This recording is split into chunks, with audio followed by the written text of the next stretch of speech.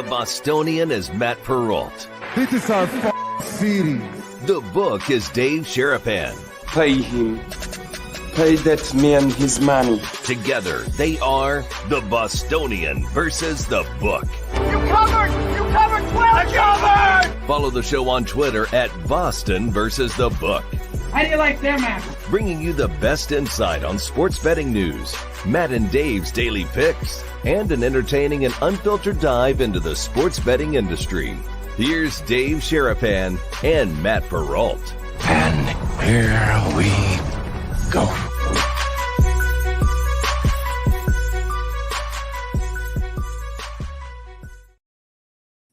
Happy Monday, Brigade. What is up? It is time for another episode of the Bostonian versus the Book. Dave Sharapan, Matt Perrault, live on YouTube, live on Twitter at Boston versus the Book. We're always replayed on Sirius XM channel 159 and on Sports Grid Television, where you see a lot of Dave and soon to be more of me. Coming up this weekend, you'll get me Fridays and Saturdays. Now you get Dave almost every day, right? Monday to Friday for you now?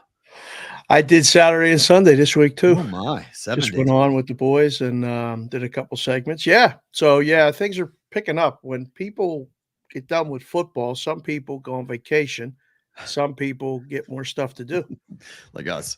We work more. So yeah. Appreciate you guys watching on Sirius XM or watching on Sports or listening on Sirius XM for that. Okay, so we got a lot to get to, but a reminder out of the gate here. This is the week we are hoping to get the codes for our show to get rooms. We're getting the codes. Okay. If I got to go down there and make the code myself, we're getting the codes. So we asked for it this morning and we're efforting to get it all done. It's one of those things where it's locked up in some bureaucracy of something or other. So hopefully we're going to have that Thursday, Friday, March 21st, March 22nd, live. It is starting to feel very much like March, at least in Vegas. Like this is the last week of February. Friday is March 1st, which is kind of crazy.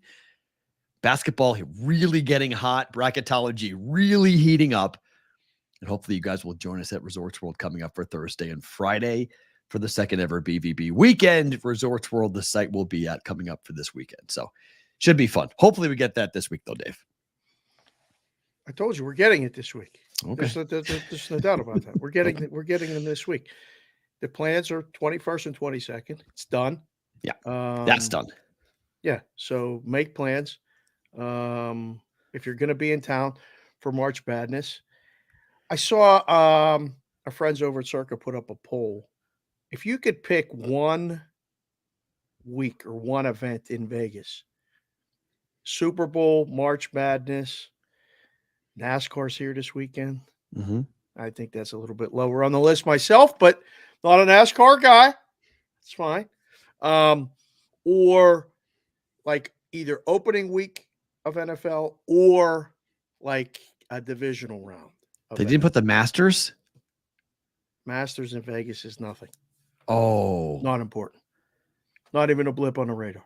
It's the most heavy bet sporting golf tournament of the year. Yeah, but nobody comes to Vegas for that. I would say the Derby is probably more important than that. The Derby is a big one because horse players come in. No, yeah, they do. Like golf fans don't come in to bet the Masters now, especially with sports betting being everywhere. Right. You don't have to do that, but you never did. It was not a big deal. Come on, JR, be nice. Come on. Golf is a game, not a sport. Be nice. What? Golf is a game, not a sport. Oh, I don't know. Oh. I think to me it's minus 500. March Madness is the best event to come to Vegas for. I don't think it's really even close. Yeah, for those of you that have been here for one, both, anything else, put it in the chat right now. Hit the like button, hit the subscribe button. We're almost to the 2K subscriber number, which we appreciate. The Discord channel is now what? TheBVBshow.com. If you're not in, the way you get into it, just put a the before it. So it's TheBVBshow.com to get in. If you have not joined the Discord channel as of yet, so if you're already in there, don't worry about it. You're good. But if you're new and you're trying to get in, it's TheBVBshow.com. The word the in front of it used to be just BVBshow.com. Now it's the BVB Show, which is not anything to do with the Ohio State. No. I can't stand that when they say that. I don't like that at all. But I don't mind it. you like the Ohio State University? It's just different. I like when things are different. I like when your school, your team, something's different. I don't know. I like it when you have your thing. It's fun. Yeah, put that. Give the people that are just getting here something to vote on first. Do you approve the Ohio State University? Yes or no? You know where our people are. They're all over. You know where they're at. I'm going to say we're going to get an overwhelming no response to the Ohio State U. Good? Yes or no? I already voted. Absolutely not. You know, it's funny. I can't stop thinking. I went to sleep last night to the Spygate episode of the Dynasty on Apple TV. Uh-huh. It is such an amazing thing that they have done. This documentary, I don't care if you're a Patriot fan or not, it is so wild to go back to that time. It is like I was gone for so long. Like the Boston media coverage of Spygate and the way that it was reported. Yeah. Like I totally forgot about the fact that John Tomasi and the Boston Herald published a fake story about the walkthrough of the Rams in the 01 Super Bowl or 02 Super Bowl. A fake story? Yeah, it was a fake story. That wasn't real. That was a fake story. That never happened. That was fake. They had to issue a front page retraction of it. Because no one remembers that. No one realizes that the Boston Herald, who publicized that story during the week of the Super Bowl for John Tomasi's story, which was fake, the Patriots said, either you tracked it or, quote, we will own your paper. That was a direct quote from the Patriots to the Boston Herald. Wow, either you retract this or we will own your paper. And in the documentary, it's awesome. So nobody spied on nobody. The Patriots taped the signals for the Jets. They did not tape the walkthrough for the Rams during the Super Bowl. It's impossible to do that. Oh. Because Spygate it's just a great reminder of how the media has changed so much. But back then, little stories became really big stories. Spygate was nothing. I mean, I forgot that Belichick sat down with 60 Minutes. He sat down with Armin Gatayan and said, excuse me, all the quiet parts out loud about like, well, everyone can do this. We were doing this with pen and paper. We just did it with cameras. Like we just changed and did it with cameras. Like he admitted what they had done because 70,000 people could look down and see the guys doing the signals. The only difference, the Patriots created a database. And then they have the woman who brought the hammer to the actual database of videotapes and watched the NFL. Wait, like Rainmaker Lou brought the hammer to our watch party here? Yeah. She brought an actual hammer. She brought it in, and they were cracking all of the videotapes. And then you have the interview with Roger Goodell in front of the media when the media is freaking out and going, why did you destroy the tapes? Why did you do that? And Goodell's just like, because I wanted to. Like he just basically says to the media, like, I had to get rid of that database because it was a competitive advantage for anybody else, and I don't trust my own people. He's like, the fact that you know that we did that shows the fact that I can't trust my own people with this stuff. And I had to destroy it. It was such a wild thing to watch. And then Ernie Adams, who may be the most hysterically or unintentionally hysterical character in the whole thing, sits down. He's like, I ain't talking about that. So just so you know, I'm not talking about anything. The guy's like, well, I have to ask you about it. He's like, that's fine. He's like, there's a lot of things I could say right now, but most of it, I'll take it to my grave. And like, you could tell he wanted to say something publicly about somebody. I don't know, but you'll like this because Randy Moss is unbelievable. Oh, you froze. Look at that face. Oh, you got him there, Mikey. That one's on Discord. That'll be on one of Mikey Awesome's next. Okay. Randy Moss is unbelievable in episode 4. I mean, he is just so damn good with the way he's describing about joining the Patriots and what it was like. And they go through the whole 18-0 into the Super Bowl and the loss to the Giants and how much it hurt. And Brady talks about how much that loss stung and they still are upset about it. And I mean, you watch grown men talking about a football game. Most of them have 3 rings, but talking about how 19-0 was to shut everybody up and to make history. And it's a lot of parallels to the Chiefs because they're trying to do that now. But the Chiefs won. They didn't. No, the Chiefs haven't won 3 in a row yet. No, Chiefs haven't made history yet. They didn't win that game. Yeah, but I'm talking about the Chiefs right this year. I'm talking about the Chiefs going into this season. There's a lot of parallels about trying to do something no one's ever done before. Oh, to win 3 in a row. Yeah, no one's done 3 in a row. Patriots, no one had won 19-0, although Patriots did win more games than the Dolphins won. So you could talk about the Dolphins winning it all, but the Patriots 18-0. Dolphins didn't go 18-0. They went 17-0. So you get that. They lose 18-1, and how much that hurt the Patriots. And it's a really good, it's a really, really good documentary. I'm going to have to watch it because I won a block pool. I won 3 dimes on a block pool when Plaxico caught that pass and the extra point was good. And I was working in the book. I was the only one in the whole room cheering. Because the final scored. Or him scoring, period? No, the final. Him scoring that touchdown. Final was 17-14, right? 7-4. Yes. Yeah. I mean, it's crazy, but they slowed it down. You forget about that Randy Moss Hail Mary. You forgot that last play. I mean, Randy had his hands on the ball. Yeah, like, he had a shot at it. Like it's one of those like inches. Like you wonder, like, holy crap, if they had, because Brady said to him, when I look at you, reverse field and go the other way. Right. And he went, and it was unbelievable. I mean, it was. Yeah, look, Dave, there's video evidence of all these games. You can say whatever you want, but this is like done really well. Like this is, I mean, it's off the book. I have the Dynasty. I've read most of the book, and the book's really good. But this is all sit down, first hand accounts with Belichick. Who Belichick is pretty. I'm surprised he sat for as long as he could, as he did for this, because you can see how Robert Kraft and Belichick. I don't know when exactly Robert Kraft sat down for this because he said some pretty interesting things. Like with Deflategate, he walked into Belichick's office, he said, on Spygate rather. He says, on a scale of 1 to 100, how much did this matter for us? And Bill goes, 1. And he goes, then you're an absolute bleeping moron. I mean, like, he says this about a guy that, like, you could tell in Kraft's mind, Kraft was always the boss. Bill, you always worked for me. Like whatever you did, you were always working for me. This is my team, and you were my employee.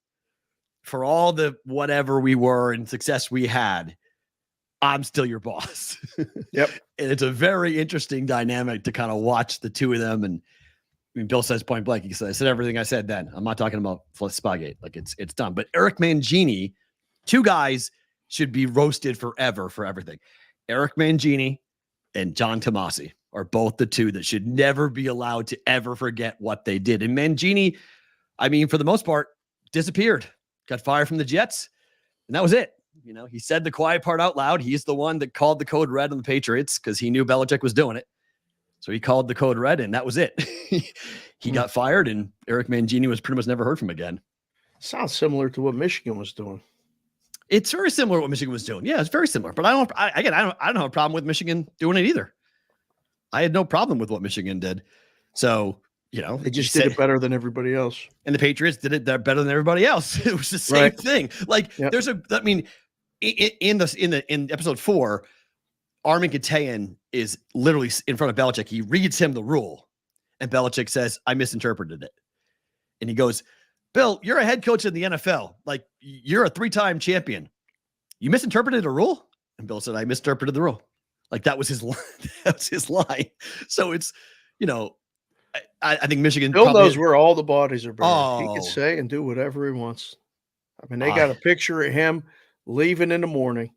Didn't even phase anybody. I agree, Chef. Kraft was taking shots at Bill the whole time. I totally agree. Of course. He was, and again, I don't know when he sat down for his portion of the documentary. Was it before he had made the decision to fire Belichick, or was it afterwards, or if he knew this was going to happen?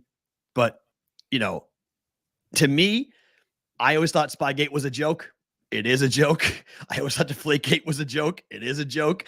It's just fun to watch it in reverse and watch it 20 years later and going, 20 years is a really long time. Like that was a Crazy. I didn't care really about it long then, and I time. don't care about it now. Like, it's just one of those things. I think you got to be in that circle of Patriot fans. I'll probably watch it at No, some the point, NFL but Patriot fans don't care about it. It's everyone else. Everyone else cares about it way more than the Patriot fan does. It was everything about, I mean, you literally, it's wild to watch the Giants. It really is Michael Strahan. Michael Strahan talks about, sacking Tom Brady like it's an orgasmic experience. I'm dead serious. Like he goes, there's no better feeling than sacking Tom Brady. And when you do it the first time, you want to do it again, and you want to do it again, and you want to do it again. Like it's like, dude, like hold on, like title wait, shots, same like, thing. Title time out. shots. Like Michael, like whoa. We're getting a little bit too excited. Like this is like, Greg Maddox, getting aroused on the pitching mound. Like calm down. Hey, listen, sometimes you paint that, paint the black pretty nice with a little back door. You could get excited. This is what I mean, Dave. Like this is just such complete nonsense. They bug the locker rooms. The Patriot had people seeing ghosts for 20 years. People were seeing ghosts. This is why the Dynasty is so good to watch in reverse. Because the Patriots are a bad football team. They're going to be bad for many years to come, and I'm perfectly fine with it. It's just really fun to look back on the level of insecurity and psychotic nature that the fans of the NFL had towards the Patriots in anything. They all saw ghosts at all times. And this is why they dominated, because mentally they were defeated before they ever got on the field. They had already lost. They were already like, oh, okay, here we go. The evil empire. We got to beat these guys over and over again. The behind the scenes footage is unbelievable. It's so good of all the games, mostly the losses, because a lot of it is, crushing, watching grown men cry. Grown men. I mean, Jonathan Kraft said he's never seen a locker room after the first loss to the Giants where like grown men were puking, literally throwing up because they were so upset about losing. Like they thought they had it. They thought they had 19-0, and they really, they did up to that point. Up until Tyree's catch, was done. Huh. Helmet catch. 5. Brady's like, we had 5 guys. If that ball pops up in any direction, we have 5 guys to pick it off, and the game's over. And he's right. Literally, he had 5 guys all around, completely surrounded, and the ball pops up. It's really good. It's one of the best documentaries that, in terms of episodic documentaries, because it's 20 years. They have so much sports media to put in there. It's like one of the first documentaries I've seen on a team where, like, 20 years ago, we have all the audio and all the video. Correct. Like we still have it. Like we haven't seen a lot of those, right? Like right. In the 60s and the 70s, didn't have much. You didn't have much, NFL right? Films. Yeah, you had like and old school highlights. stuff. You had game highlights, or you had like somebody talking in today's time about what was going on right back then. You have real time. Like they used Tony Kornheiser. I don't know why Kornheiser had it. He had a burr in his saddle for the Patriots. Like he and Wilbon like started every show talking about Belichick and the Patriots. And they have like so much things out there to be able to bring up and like put it on there. And it's wild to watch. They're like, damn, it feels like it was yesterday, but the HD TV is not existent. It's all like, it's grainy. It's not right. It's not really That's all good. that there. Yeah. Last Dance. You're right. Last Dance did have a lot. You're right about that, but it didn't have this good level of it was still the interviews. A lot of it was real time. Well, it's like today talking about yesterday. Brady just left 3 years ago. Like Brady didn't leave a long time ago. Just left a couple of years ago. So if you haven't watched it, it's on episode 4. Episode 4 came out last night, and it's one of the better things I've seen with on sports docs on Apple TV. All right, big controversy today. Should court storming be eliminated? So this is in wake of what happened after Wake Forest beat Duke. Did you try to do that in wake of Wake? In the wake of, no, I did not mean to it, but it's in the wake of it. Literally, that was pretty good. Wake Forest beating Duke. Kyle Filipowski gets hurt.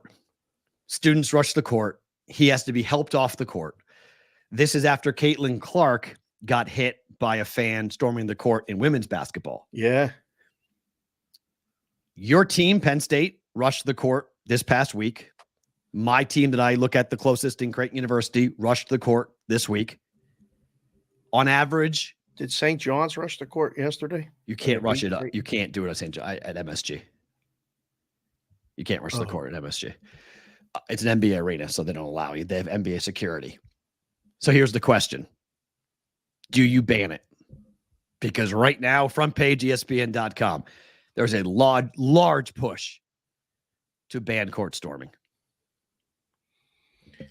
I mean, you got to ban court mobbing. It looked like one of those mosh pit scenes that you talked about being in. It wasn't a regular court storm. It was a court ambush. What do you mean? One? They were out before the clock was 0:00. Okay, but running.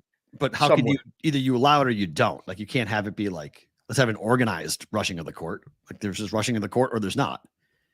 What do you mean? You let them on down 3 aisles on one side of the court, and that's it.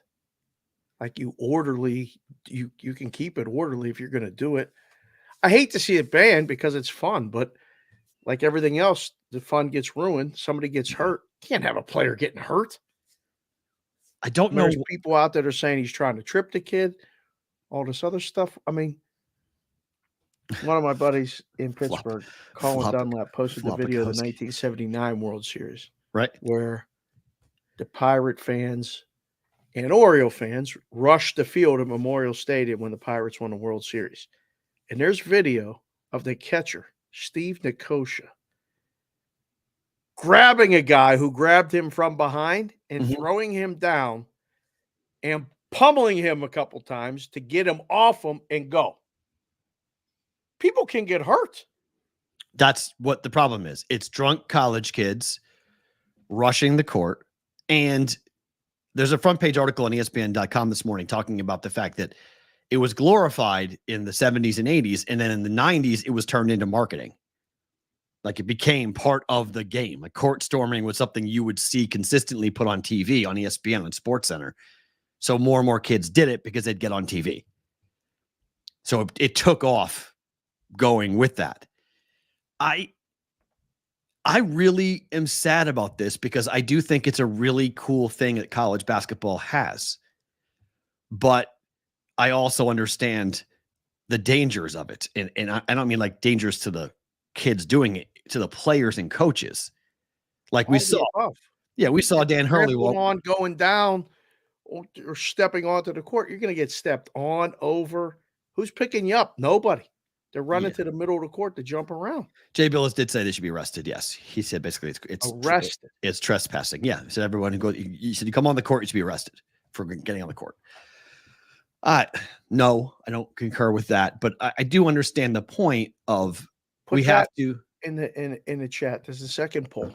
We got the first one. That was easy. 75% said the Ohio State University is no good. It's not cool. Not good. What do you think people will vote? College basketball fans. You've been on the court when it got stormed. I've been on the field. Like I have a very different, I think coming on the field when you get a big win is part of the college experience. I think it's a cool thing. I have been scared to death when South Carolina fans jumped onto the field and came after Dennis Francione when they beat Alabama. And I was like, holy shit, this is not good. And basketball is one thing. Wait, you were at Alabama or at South Carolina? I was at South Carolina when Alabama lost to South Carolina and South Carolina fans stormed the court. Stormed the field. And Gamecock fans went at Francione. Like, why? Because they want to go rub it in his face. He's the coach of Alabama.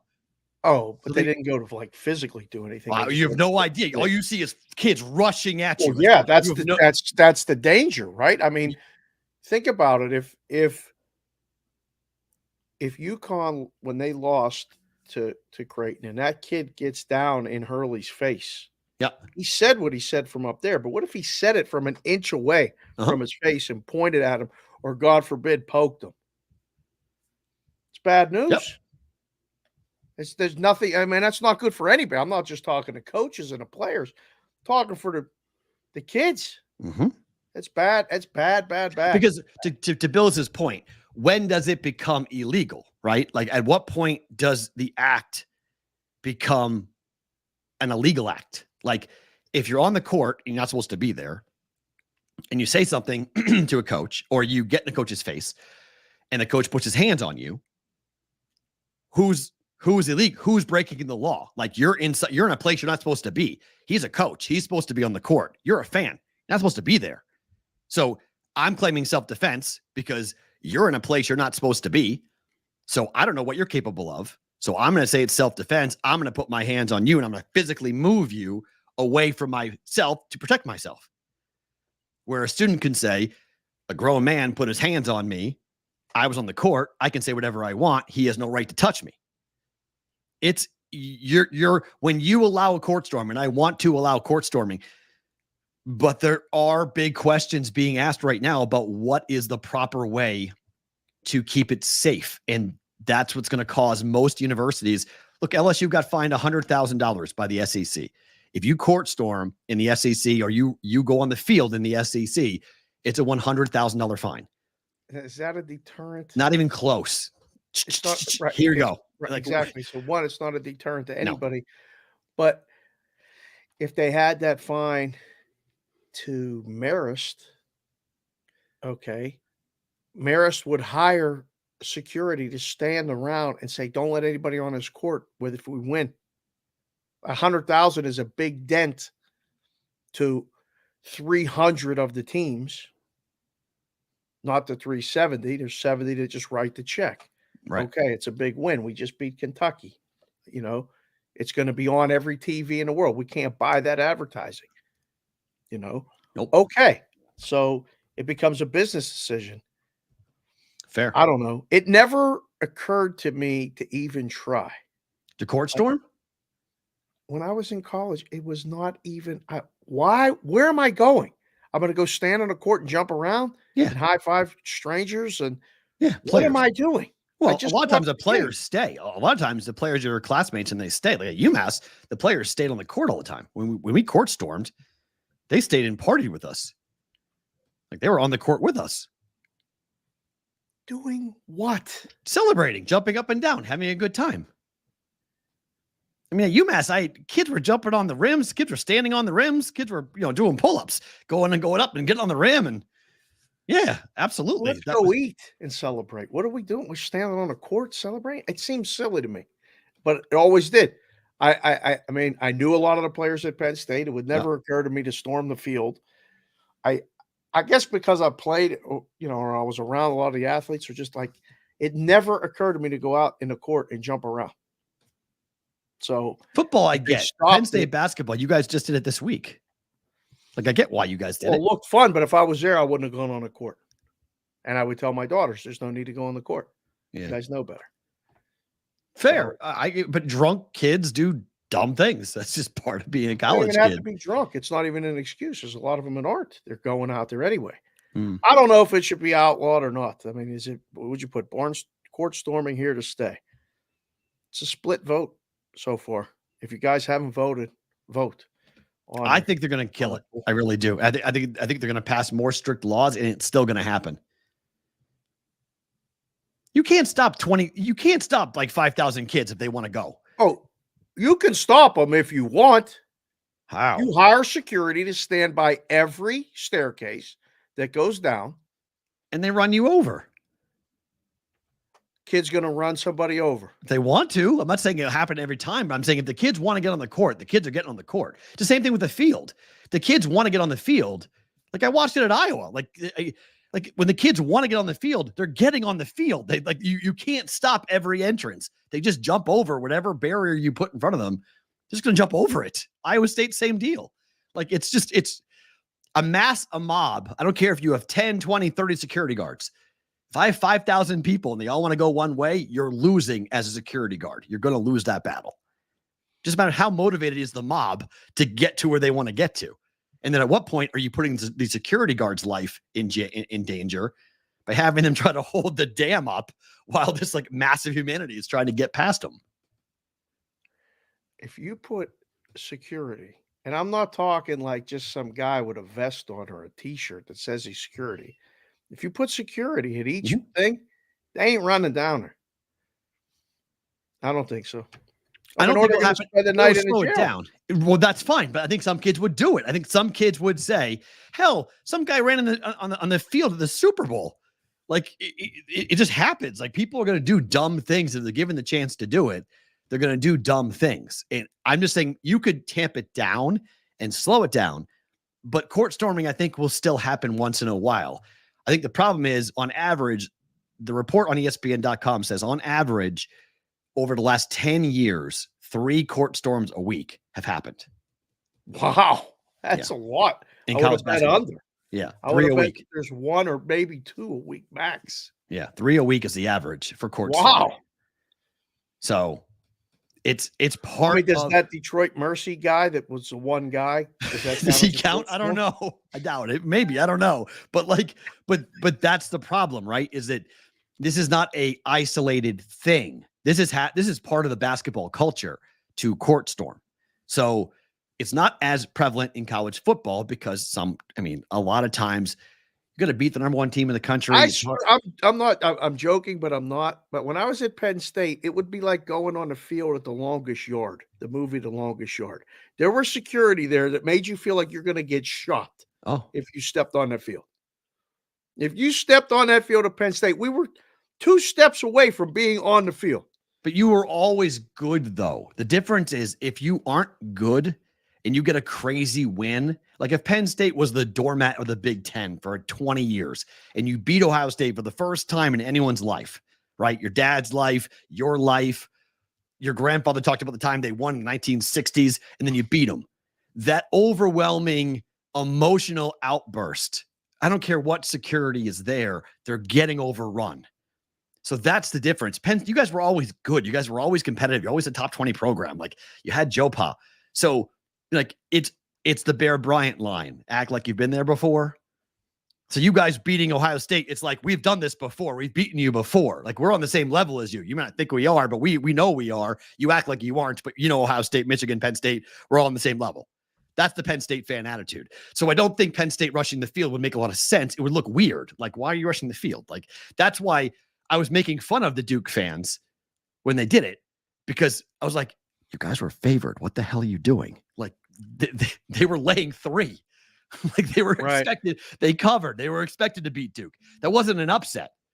But they never, they beat Duke not that many times. And I guess but they were expected to win that game. That was not a shock by but they don't know. They don't all know that. They don't. Right, but that's the problem with it, right? They beat Duke. Is it they beat Duke? So now they have to be favored or they have to be dogs to storm the court? For me to call you an underdog, for me to call it an underdog victory, that was not an underdog win. It wasn't an upset. Neither of the 2 things, as it was described. Wake Forest upsets Duke. No, they didn't. Like they were expected to win that game. They did what they were expected to do. What? Ranking wise, they did. They weren't. But the rankings. Okay, great. Great transition. This is how stupid the rankings are. Okay. Yeah. The Creighton beats number 1 UConn by 19. Mm-hmm. Turn right around. They lose by 14 to unranked St. John's on the road, right? Today, poll comes out. Jays go up 3 spots. Like the polls are stupid.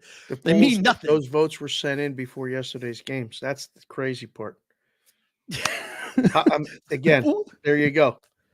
Well, why? The polls are dumb. The polls are stupid. The idea of someone being overrated in college football or college basketball, both, the numbers, if gambling does anything to this country, if we go anywhere in sports betting, and if sports betting can have any positive influence on the college game, is that we get rid of the polls. The polls are pointless. I wish we had like symphony music to play behind that statement, because we've been talking about that for 20 years here in Vegas. The polls are a detriment more than they're not. They, especially in college football, and we're going to get away from it with the 12-team playoff, which is going to become 14, which is going to become 16, which who knows may become 24 very quickly. But the polls are going to not matter. They don't matter. They don't matter. They don't matter. They shouldn't matter.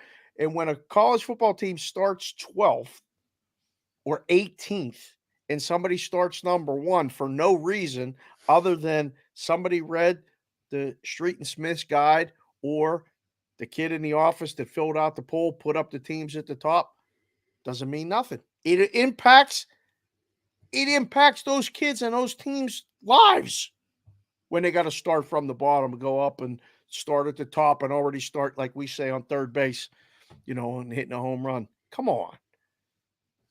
Did you I see don't. Patino's suit, by the way, yesterday? Wait, is that true? My school's going to the MAC? Really? What? Wow. If that's true, Ross Randall. Breaking news right here.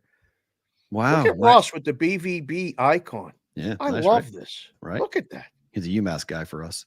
Thank you, Ross. He's a Boston kid. Wow, that's interesting. UMass goes to the MAC. All right, I'll be betting more MAC games. That's good. Joining conference. They've been conference list for a while, so they've needed to get into a conference. So that's not bad. I don't mind that. All right, it's from The Athletic. Thank you, Ross Randall. Good job. Did you see Patino's suit? I did. I knew my bet was in trouble the second I saw Rick come out in the all white suit. Uh-oh. Rick was feeling it. He was feeling St. John's. No, Jays just missed 1,000 shots. That was all Creighton. That wasn't St. John's. That was all the Jays just missing shot after shot. I only watched a little bit of it. It never really was in doubt. Like check the score. It was a little bit in the second half. It was. I mean, it was down to 5. I mean, they got it down, and the Jays were live. They had a couple of possessions that had gone differently, but they turned the ball over way too many times. And I mean, look, when you have the entire team ice cold and one player goes off, you're going to lose. Like, right. I mean, Baylor Shireman, ever since he's been getting the love, look, it's hard to be a college kid. Is that 55? Yes. It's hard to be a college kid.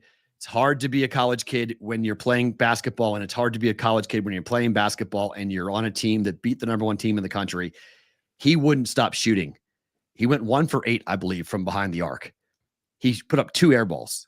Like, he was not just off in that game. He was off. Were they forced to? Yes.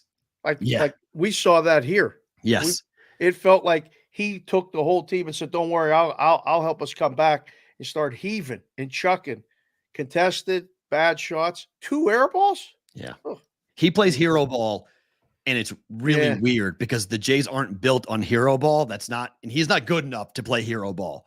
Right. But I mean, Ty Alexander set a career high. I think he ended up with 30. And like that, he was the only one that could score, like literally the only one who could score. And sounds like Jason Tatum, Johnny, but Jason Tatum actually is good. Like, no offense to Baylor, but like Jason Tatum can actually go off for 50. We can't see. Is that a professional headshot for Johnny Cash? Did you see that picture? I think that's Jeff Bezos. Oh, that's Bezos. Okay. It's like Johnny Cash. That's an amazing picture. Yes. Yeah, it's yes. Trey Alexander absolutely is going to be a solid NBA pro. Sure. He's a 2nd-round pick. He's a project, but he's got a great mid-range game. He knows his, how to play to his style, but yikes. Like, it did not go well for the Jays because shot after shot. And look, you've mentioned it, when you watch Ryan Kalkbrenner play, sometimes he looks like he wants to be doing anything but playing basketball. It's weird, man. And he was in that mode. He was in that mood of like, because he got pushed around. Like, if I was playing the Jays in the tournament, I would take like my backup center and I would say, first 5 minutes, I want you to smack him in the face. I want you to whack Ryan Kalkbrenner as hard as you can. Just run into him a lot and hit him hard. Hit him hard. Make him know that you're there. He shrinks like a violet. He just pulls right back. And I don't know why. Wait a second. Are you a florist? A violet shrinks? Shrinking violet. You never heard that? Shrinking violet. Yeah. He just goes zip right back in. So like that's what he does. He sticks his neck out like a turtle and then he ran right back in there. He turtles big time. So just saying. That's what I would. If I was playing the Jays, if I was scouting it, I would be like, this kid doesn't like contact. And the referees literally went on vacation in that game.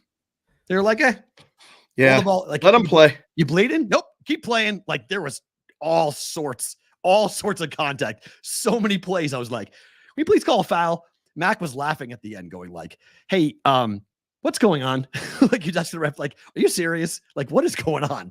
And they didn't respond. St. John's played New York style Big East basketball, and the Jays were not. They weren't up for it, and they got pushed around. And we'll see what happens in the tournament, in the Big East tournament. But if the game gets called like that, it's bad news for a team like Creighton. But right, St. John's has a shot. I mean, I don't know if they're gonna, I don't know what they're gonna wind up doing, but we'll see how it goes. But the Big Ten, Big East, and the Mountain West Conference are all projected with 6 teams. as of today to get in. 6 teams for the Mountain West Conference. How about 6 for the Big Ten? Think it's low? No. You watch the Big Ten? Yeah, I like the Big Ten. I like the top of the Big Ten a lot. I mean, like in terms of like national championship, not really, but in terms of like quality, yeah, I think that I like Northwestern a lot. I like, at times you can see Illinois being as good. They got Final Four talent. It's Purdue, right? And then Illinois. Okay. I don't know. Ohio State's playing their way in. No, maybe. They're playing their way in. As of today, they're not in. No, but they're playing. They're going to be a problem in the tournament. They might run it to the final or something. Right. The way they're playing. Those are big upsets. Who else in the Big Ten do you like? So if you look at KenPom's ratings, right? Obviously, Purdue, Illinois. Wisconsin's in. Northwestern's in. Nebraska's in. There's 5. And then Michigan State has a shot. There's your 6 to get in. Ohio State's right there, right behind them. There's 7 if Ohio State can get hot. Penn State's getting hot. They might run it too. 14 and 4. Sorry, 14 and 14 rather. 8 and 9 in the conference. Don't think so. They got to win the Big Ten, and they could win the Big Ten. They get hot from the outside. They're a 3-point shooting team. Not insane. That's pretty insane. Big Ten tournament's tough. The way the bracket's done, it's not easy to make a run. Yeah, but Michigan State is 17 and 11, 9 and 8 in conference. You have a 500 record in conference, like the Big Ten, and you're in the top half of the conference. You're in. You're in. Big Ten's number 2 conference in college basketball, arguably. Hey, I don't know. But the Mountain West Conference is the one that I'm like, this is wild. 6 teams, and that does not include UNLV, who all of a sudden is red hot.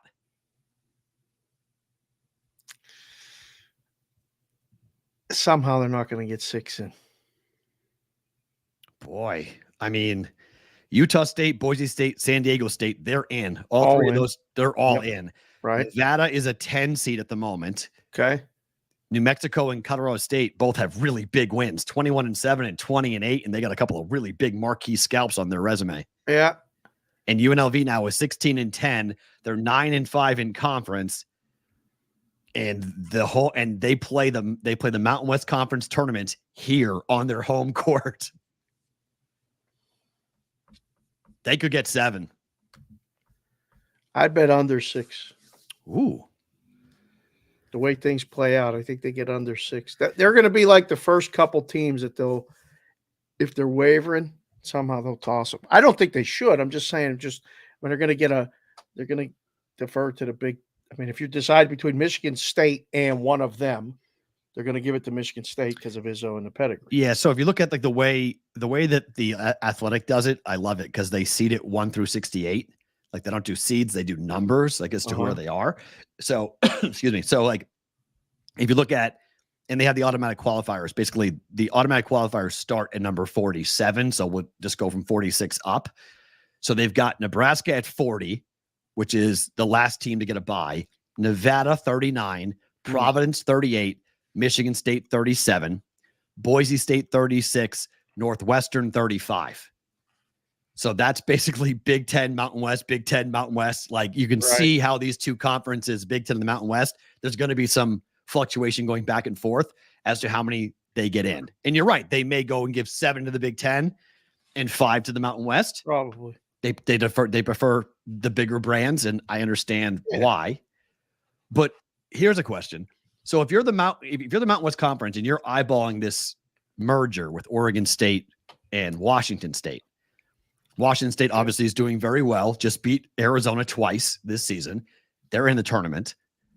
Does the Mountain West Conference getting 6, let's just say they get 6, does that help them in terms of being comfortable with the merger? Because they got to sell this to everybody else. It's not really a football conversation. This is a basketball conversation. I know football drives everything with realignment, but I just wonder if the Mountain West has a spotlight on it. And, we've had a Mountain West team go to the Final Four last year.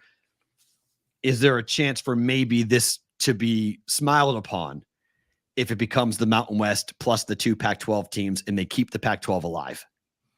I don't know. I don't know. It could happen. I'm not saying it's going to happen. I think it helps. This is Hold all on, we about got a public 20-second relations. timeout question from Whitrock. Yep. Is there any reason why the stream restarts after an ad? Have you noticed that it's doing that? Every time there's an ad that pops in, it No idea. restarts the stream. Not our doing. Yeah. Got nothing to do with us. So that's just a YouTube thing. I don't know. Okay. I can look into YouTube. I don't think that happens for everybody. It's happening for me too. I have to restart it. Every time an ad pops up, I have to restart the stream and then just catch it up to live so we can watch it with the chat. Just curious. I don't know. Tyler just came in the chat and said he's got 5 in from the Mountain West. New Mexico's the first 4 out. Fair. He's right. I mean, New Mexico definitely is a question. I mean, if you look at the numbers, although let's see, they've got New Mexico at 29 for on the Athletics. So they have New Mexico solidly in the tournament, which is a little surprising because I agree. The Athletic on the committee? No, but this is, I mean, they do this every year. This is the bracket watch that they do. They have multiple people involved in this when it comes to multiple college basketball writers that have covered this for a long time. I can't believe that Merrimack might make their first ever appearance in the tournament. Merrimack is picked to win their division, win their conference, and get in. The games are getting really good. I mean, Saturday was just from one game to the next, to the next, to the next. It was so much fun. And I mean, yesterday for me was a hockey day, so I didn't pay minimal attention to anything except Ohio State's buzzer beater. Mm-hmm. In college basketball. I was so engrossed in the hockey. I had I'll talk about that a little bit later and favorite thing about today and everything else, but I don't know. I mean, Washington State lost to Arizona State. Mm-hmm.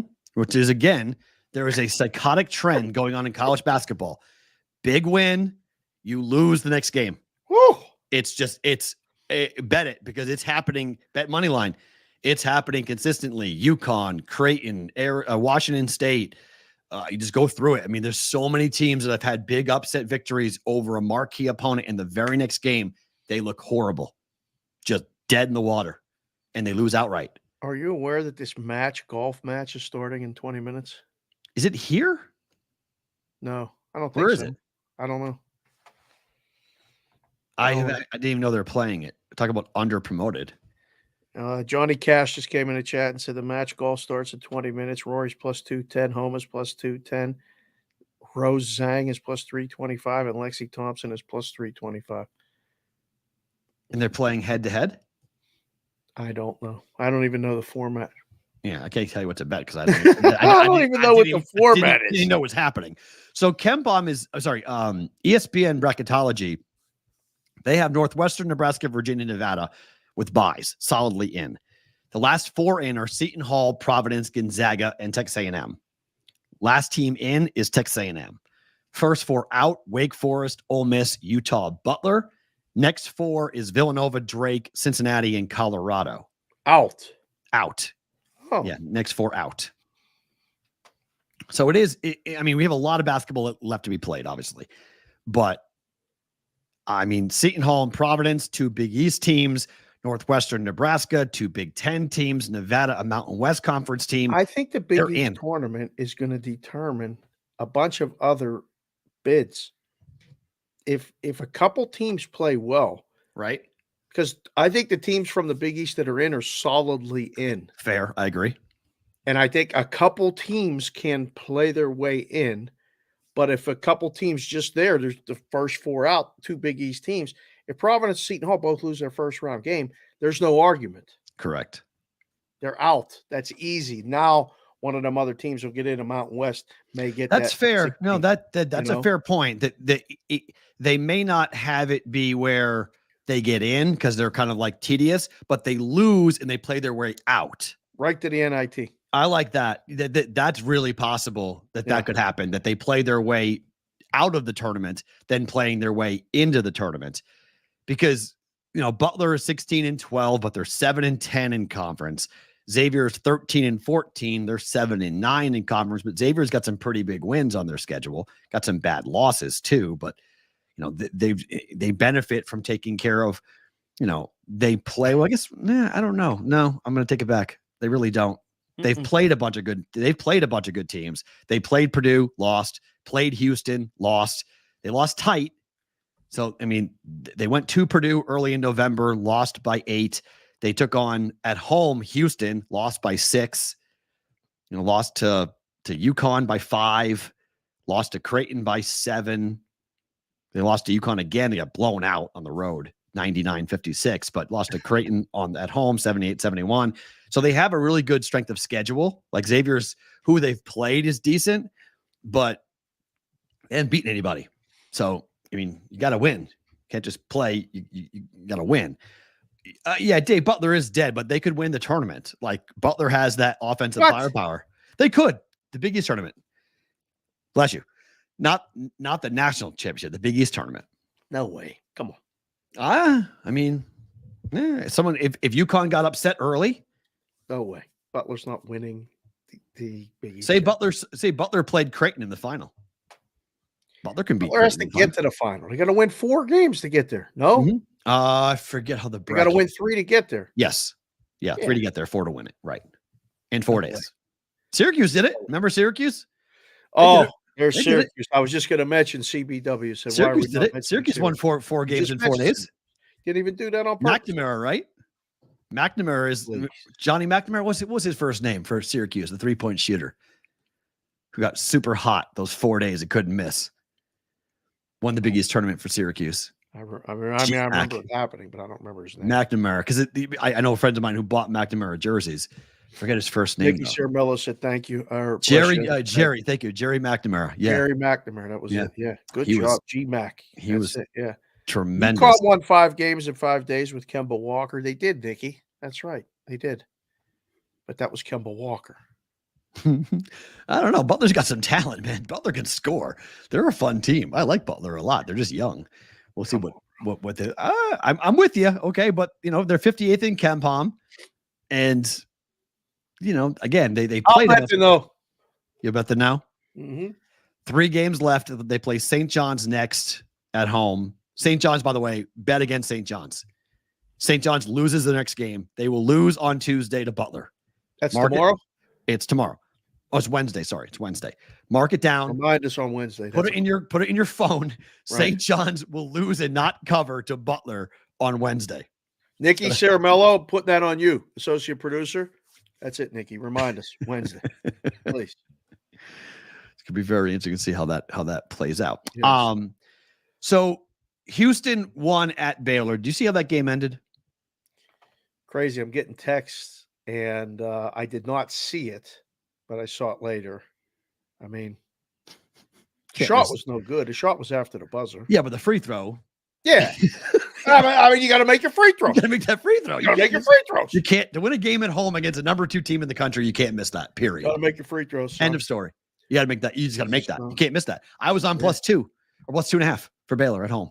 And I thought it was dead at halftime. It's like Houston scored 41 points in the first half. This is dead. I went out. I went rocking. See you later. Didn't watch it. Came back. My phone's blowing up. Everyone's DMing me. Oh my gosh, see how it ended. Got to overtime. I'm like, yeah, but Houston covered, right? They're like, yeah. So I lost the bet. Like, yeah, but. And then I watched the free throw. And I was like, you've got to be kidding me. The kid missed the free throw to win the game. Like, happens. Jeez. Yes, that. And look, Shedd's amazing. Jamal Shedd is just. I don't know. I haven't bet Houston because I don't think there's a lot of value on their ticket, but I know I'm higher on Houston than you are, but they are a pain in the ass to play, man. They do make it hard. They're really Nothing hard easy about playing them. It is the rebounding, the constant. I mean, it's tough. They play hard. They crash the glass. They can't hit shots, but when they do, I mean, in the first half, they couldn't miss. It's incredible. Yeah. Every shot, every time the ball went up, it was in. I was like, they shoot like this. No one's beating them in March. Like, they'll see in Arizona. If Houston shoots like that, forget it. But then they cooled off. And then here came Baylor. Here came the run. You could have gotten Baylor +13 at halftime. Yeah. Could have taken that right there. So that was wild. And then Kentucky. I think we got to start talking about Kentucky. No, that's good. Everyone else is. They didn't just beat Alabama. They housed Alabama. Destroyed them. Absolutely. We talked about this Friday, both here and on the show. Easiest over of the year. That was And the number came down. So just as you guys number closed 5 points lower than it opened. Like keep talking about beating that closing line. Right. I was like, who is betting under on Alabama, Kentucky? And like I think it was Clark Kellogg he's on CBS and he's like, watch out for that Kentucky defense. Here comes that Kentucky defense. I'm like, Alabama doesn't play defense, man. Like, what do you mean? Like, there's no defense can be played in this game. And there really wasn't on either end. Kentucky just couldn't miss. Game. Yeah. I saw a live in game of 212 in a college game. Like 212. Yeah, that was one of those ones. Again, I think everybody missed. Alabama was favored. Nothing made sense. That was a good play on Kentucky. Kentucky ended up closing the favorite, rightly so. But that might be an answer for what's going on, Dave. Make sure the YouTube app's up to date. Oh, there you go. Appreciate that. Thank you. Thanks. That might be why that's Addison. Because they made some adjustments and some changes. Oh, so maybe that's why. So I know we'll see on that. But speaking of numbers, NBA totals 0-11 to the over. How about that? 11-0 to the under. I am done betting sides in the NBA until the playoffs. I will bet totals. I'm not betting sides anymore. I'm done. It's impossible. Pretty soon, you're going to just bet futures and you're just going to like dabble in this and that. I'm like a real veteran of the industry. I'm not betting NBA sides anymore. I'm done. NBA sides, I'll bet totals. I'll bet first half totals. I am done betting NBA sides.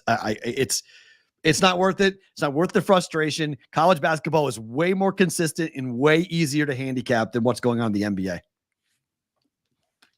Finally, you've said another quiet part out loud. Good luck if you're betting the NBA. I was watching it yesterday and I thought, the Clippers down at halftime. This will be a good play. Took them. They got destroyed in the second half by the Kings. Kings started the second half with a 10-0 run. It was 58-51 at halftime. It was 68-51. Like 4 minutes in, I shut that game off. I said, okay, that's enough of that. I'd under 10.5 in the Penguin Flyers game yesterday. I thought that was good. 7-6 final, 13 goals. Just nailed it. I had a couple really good plays. We'll talk about here in a second with just a brief review of the NHL. It was an unbelievable weekend. But the numbers are getting harder. I think we're seeing – I don't know now about there are teams that don't care about where they're playing, like what position they're in. That the totals is the only way to go. There's teams that they don't care if they're going to get in the play-in, 8th, 6th, 4th to get a home. They don't care. It makes it almost impossible to bet. It's just one of those sports. Like I see people jump up and down about betting the NBA, and I'm like, what enjoyment are you getting that I'm missing? Like, how are you so excited to bet this sport? Like, I'm just like, you have to. And what I've come to it is that I watch a lot more college basketball. Like, I like the sport better. I watch more college hoops. I have a better feel for college basketball than I do the NBA. Because if I'm picking between tonight, what am I going to watch? It's like minus 1,000 that I'm going to watch college basketball. Like I'm going to watch college hoops. And I'm not like excited to watch a Monday night. Let's look at the card real quick. Toronto, Indiana. Okay. Detroit and the Knicks. Okay. Brooklyn and Memphis. Okay. There's only one game. Miami and Sacramento. Only one game has a spread close to under 3, right? Everything else is over possession. -6, 245. So that'll be entertaining over. Indiana's a fun basketball team to watch. They are. Detroit's playing the Knicks. Knicks are 11 and 223. Where do you even begin with that game? Brooklyn and Memphis, that their own teams. fans don't want to watch out. Okay. See what the ticket availability is in Memphis tonight. Right. For the Brooklyn Nets coming to town. It's probably pretty cheap get-in price, like the ticket fees only. Right. And then Miami and Sacramento, cross-conference matchup. Sacramento off of a back-to-back, and they're laying 7 because are the Heat guys playing, suspended, whatever happened with all that? The fight and everything else. But if I'm going to bet a future, I really haven't bet many NBA futures, but I like Miami to win the East. I still think that Miami's the second best team in the East. I think it's going to be Boston and Miami in the final. You're really sticking to that, huh? Yeah. I really like Miami's chances a lot once we get to the playoffs. I think that they're going to be a tough team to face. And look, Milwaukee, you can have them. And then, I mean, what do you do with the Sixers? They're 4-7 without Embiid. I'm done. That's it. Does he come back? Got it on cash considerations. I said I'm done. We played a song for fun. It's exciting that they're done. I don't know. Should he come back this year? Why would he? Agreed. Unless he's okay. And I saw a clip of Pat Bev talking about it with somebody who said his knee is it's hurt. And he was trying to get to that 65 so he could win another MVP because it meant something to him. And he's like, I can't play anymore. My knee is killing me. He would play a first half and come in. They would do these treatments and just get him back out there. So, no, I don't think, wow, Pacers will be the 4th seed and go on a run. That's a homer pick there. Big time, Dave. Dave's Daily Picks being a homer. But even if they are, no one's afraid of them, Dave. They're fun. No, but I mean, they just the playoffs lit up Dallas. But the postseason's played so differently in the regular season. Teams actually play defense. They actually try. They actually try. When they play the Pacers, they're just roll the ball out. Let's go. It's just it's AAU ball. It's just let's just go play because they're not going to play defense. So I'm not playing defense. So let's just go stack our stats and see what happens. Right. Come playoffs. No, not happening. I love the Pacers too. It'd be fun, but I don't think the Sixers have enough. They don't have enough tools in the toolbox to complete the job. They got to finish 6th or better. I don't want to have to play a play-in, but at this point, with the coach and without Embiid, yes, they're going to make the playoffs because of what they've built up, but I can't even consider them to be in the top 4. Really? Yeah, it's just no. Not even top 4. I don't know. If he's coming back, obviously, yes. But if he's coming back and hurt, no. I don't know. That's watch them get what completely waxed them. Oh, Milwaukee destroyed them. Right. We had it on, and it was just me and Jess. The kids were sleeping because they were up all night Saturday night. So it was just that, and she's like, "Why are you watching basketball?" I'm like, "I'm hoping the Sixers come back." And she just turns and goes, "They're not coming back. Turn on the hockey game." I was like, "Okay." So we watched more hockey. We watched all hockey yesterday. So the Underwear Olympics are going on right now in Indianapolis. The what? Underwear Olympics. Oh, that's what we're calling it? Combines it's always been called the Combines. I love that. Underwear Olympics. Marvin Harrison Jr., like the draft's top wide receiver, the highest rated, according to Pro Football Focus, wide receiver, I think over 92 since they started doing this for prospects. No agent, no combine testing, no interview at the combine, no pro day. He's literally saying, if you want me, watch the tape. How do you feel about Marvin Harrison deciding to go very anti-evaluation? He's Marvin Harrison Jr., right? Correct. Who's Marvin Harrison Sr.? The father. Wasn't he an NFL player? Hall of Famer. Really? Think he knows something? It's interesting if players decide to follow this. This blows up all the content for the February, March, April, all the way up to the draft. I told you I didn't want to talk about it one bit. Somehow it made its way onto this. Because this is really unique. I almost nixed this today. No, but this is unique. This is a player saying, I'm not playing your game. I'm not running the 40. I'm not taking any passes. I'm not doing anything. I'm good, bro. I'm good. You want me? Here's the tape. Talk to me on draft day. Tape's pretty good, isn't it? Tape's really good. Tape's really good. It's really interesting because I've always thought the combine's the stupidest thing in the world. Like anybody who's been on a bench press, you know how stupid it is. Like a bench press means nothing. There's no application in football to a bench press. They make basketball players do it. Remember Kevin Durant couldn't do a bench press? Yeah. It's the dumbest thing in the world. It's all about whether or not someone who looks at it thinks that you're going to equate or you're going to project up to what you're going to look like later in life. Because the bench press is dumb. But the 40 is dumb. Like you never run in a straight line on a football field. You play a sport, you never get there in a stance and run a 40.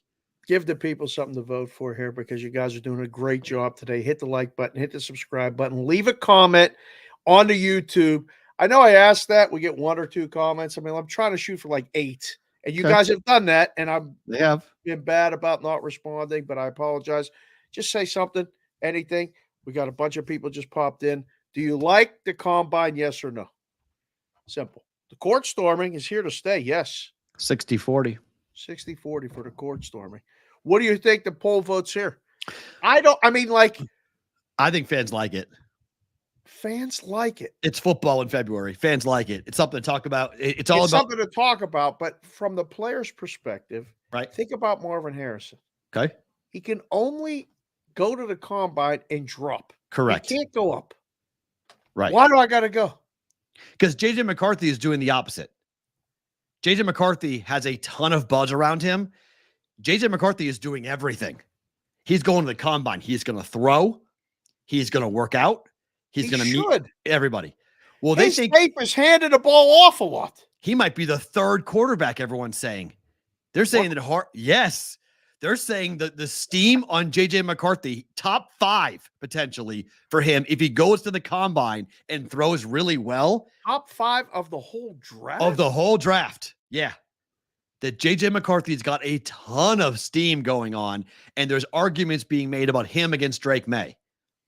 Then it's 1 Caleb, 2 Daniels, and then May and McCarthy is coming up like a horse on the outside. And then he very well might wind up getting drafted in the top 5 before Drake May. Well, listen, so that's great. I mean, if it can help you or put you in front of people that you would never get in front of, right? It's probably worth it. Like, I just don't know. I mean, like we used to sit in a risk room, right? And there would be 2 guys. I love both of them, but they would insist on watching us the whole time. And I'm like, are you watching the basketball at all? Like, are you paying any attention, like to the golf, like the stuff we're supposed to be watching? Because betting on this, thank God, is not happening. People think he's better than Jaden Daniels. JJ goes 2? LL does. I don't know about people. I don't know. Yeah, I agree. It is Daniel G. It feels very Malik Willis-esque. I would agree. Yes. Feels very similar. Although Malik Willis played at Liberty, this kid's at Michigan. He's the reigning national champ. So it's a little bit of a little different on that. He played against better competition. Definitely. Well, he had a much bigger role, bigger stage, bigger everything. I mean, his role was to hand the ball off a lot. He handed the ball off a lot. He made a couple plays to keep drives going. But I mean, I don't really know. Can he make all the throws? I don't know. Didn't see him do it too much. They didn't have to. Correct. And that's where pro days, he'll throw at the combine and he'll throw at his pro day. So you're right. It's a great point. His tape is handing the ball off. Like his tape is being a game manager. His tape is running the hardball offense and don't turn the ball over. I would agree entirely. So he does need to go and show what he's capable of doing. Supposedly Senior Bowl workouts and what he's been doing, people are really, really impressive.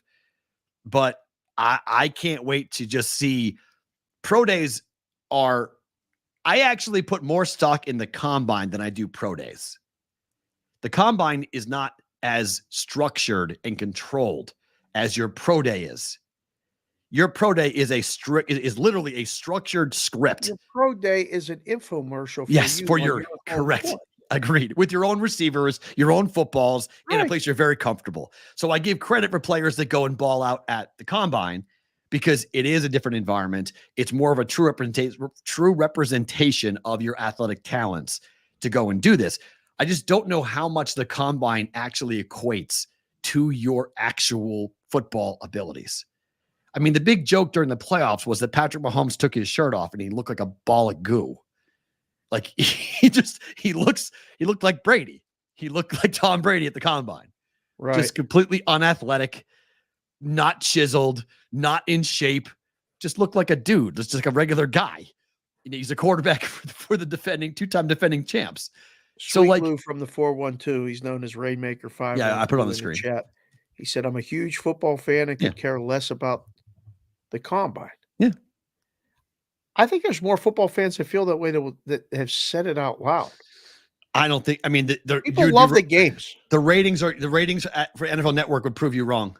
But people watch it. They watch it. So 100%. So they 100% people. I told you. I sat with guys that were supposed to be watching like the razor blade shooting and slicing up our first halves, and they're watching guys run to 40 or lift weights, and I would go crazy in the room. Like, stop. People would come up to us in the book while we were at the counter. They want to bet on it now. They want to bet on the 40 times now. They want to bet on guys, they want to bet on their performances, on their cone drill. No, please. They do. They want to. They've asked. People are asking. It's like, can you put it up? I want to bet on a 40 time. No. It's ridiculous.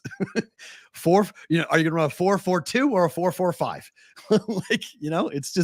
It's dumb. I'd rather have the baseball games on. Fair. Like in the book, we would put I would have a preseason baseball game and like put the draft on or the combine. No. But people would rather watch the underwear Olympics than a baseball game. They just would. Speaking of underwear, I'm wearing the Saks underwear that we got at the Super Bowl. It's over a year old. Yep. For the first time. They were put really? away somewhere. Oh, you found them. And I moved some stuff They're around. awesome for working out. They're fantastic. For working out, they're fantastic. Yes, I would agree. Yeah, we got to reach out to Saks. I'll read whatever they want.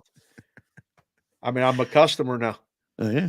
I've been wearing them for a while. They're in my rotation. I mean, are they in stores?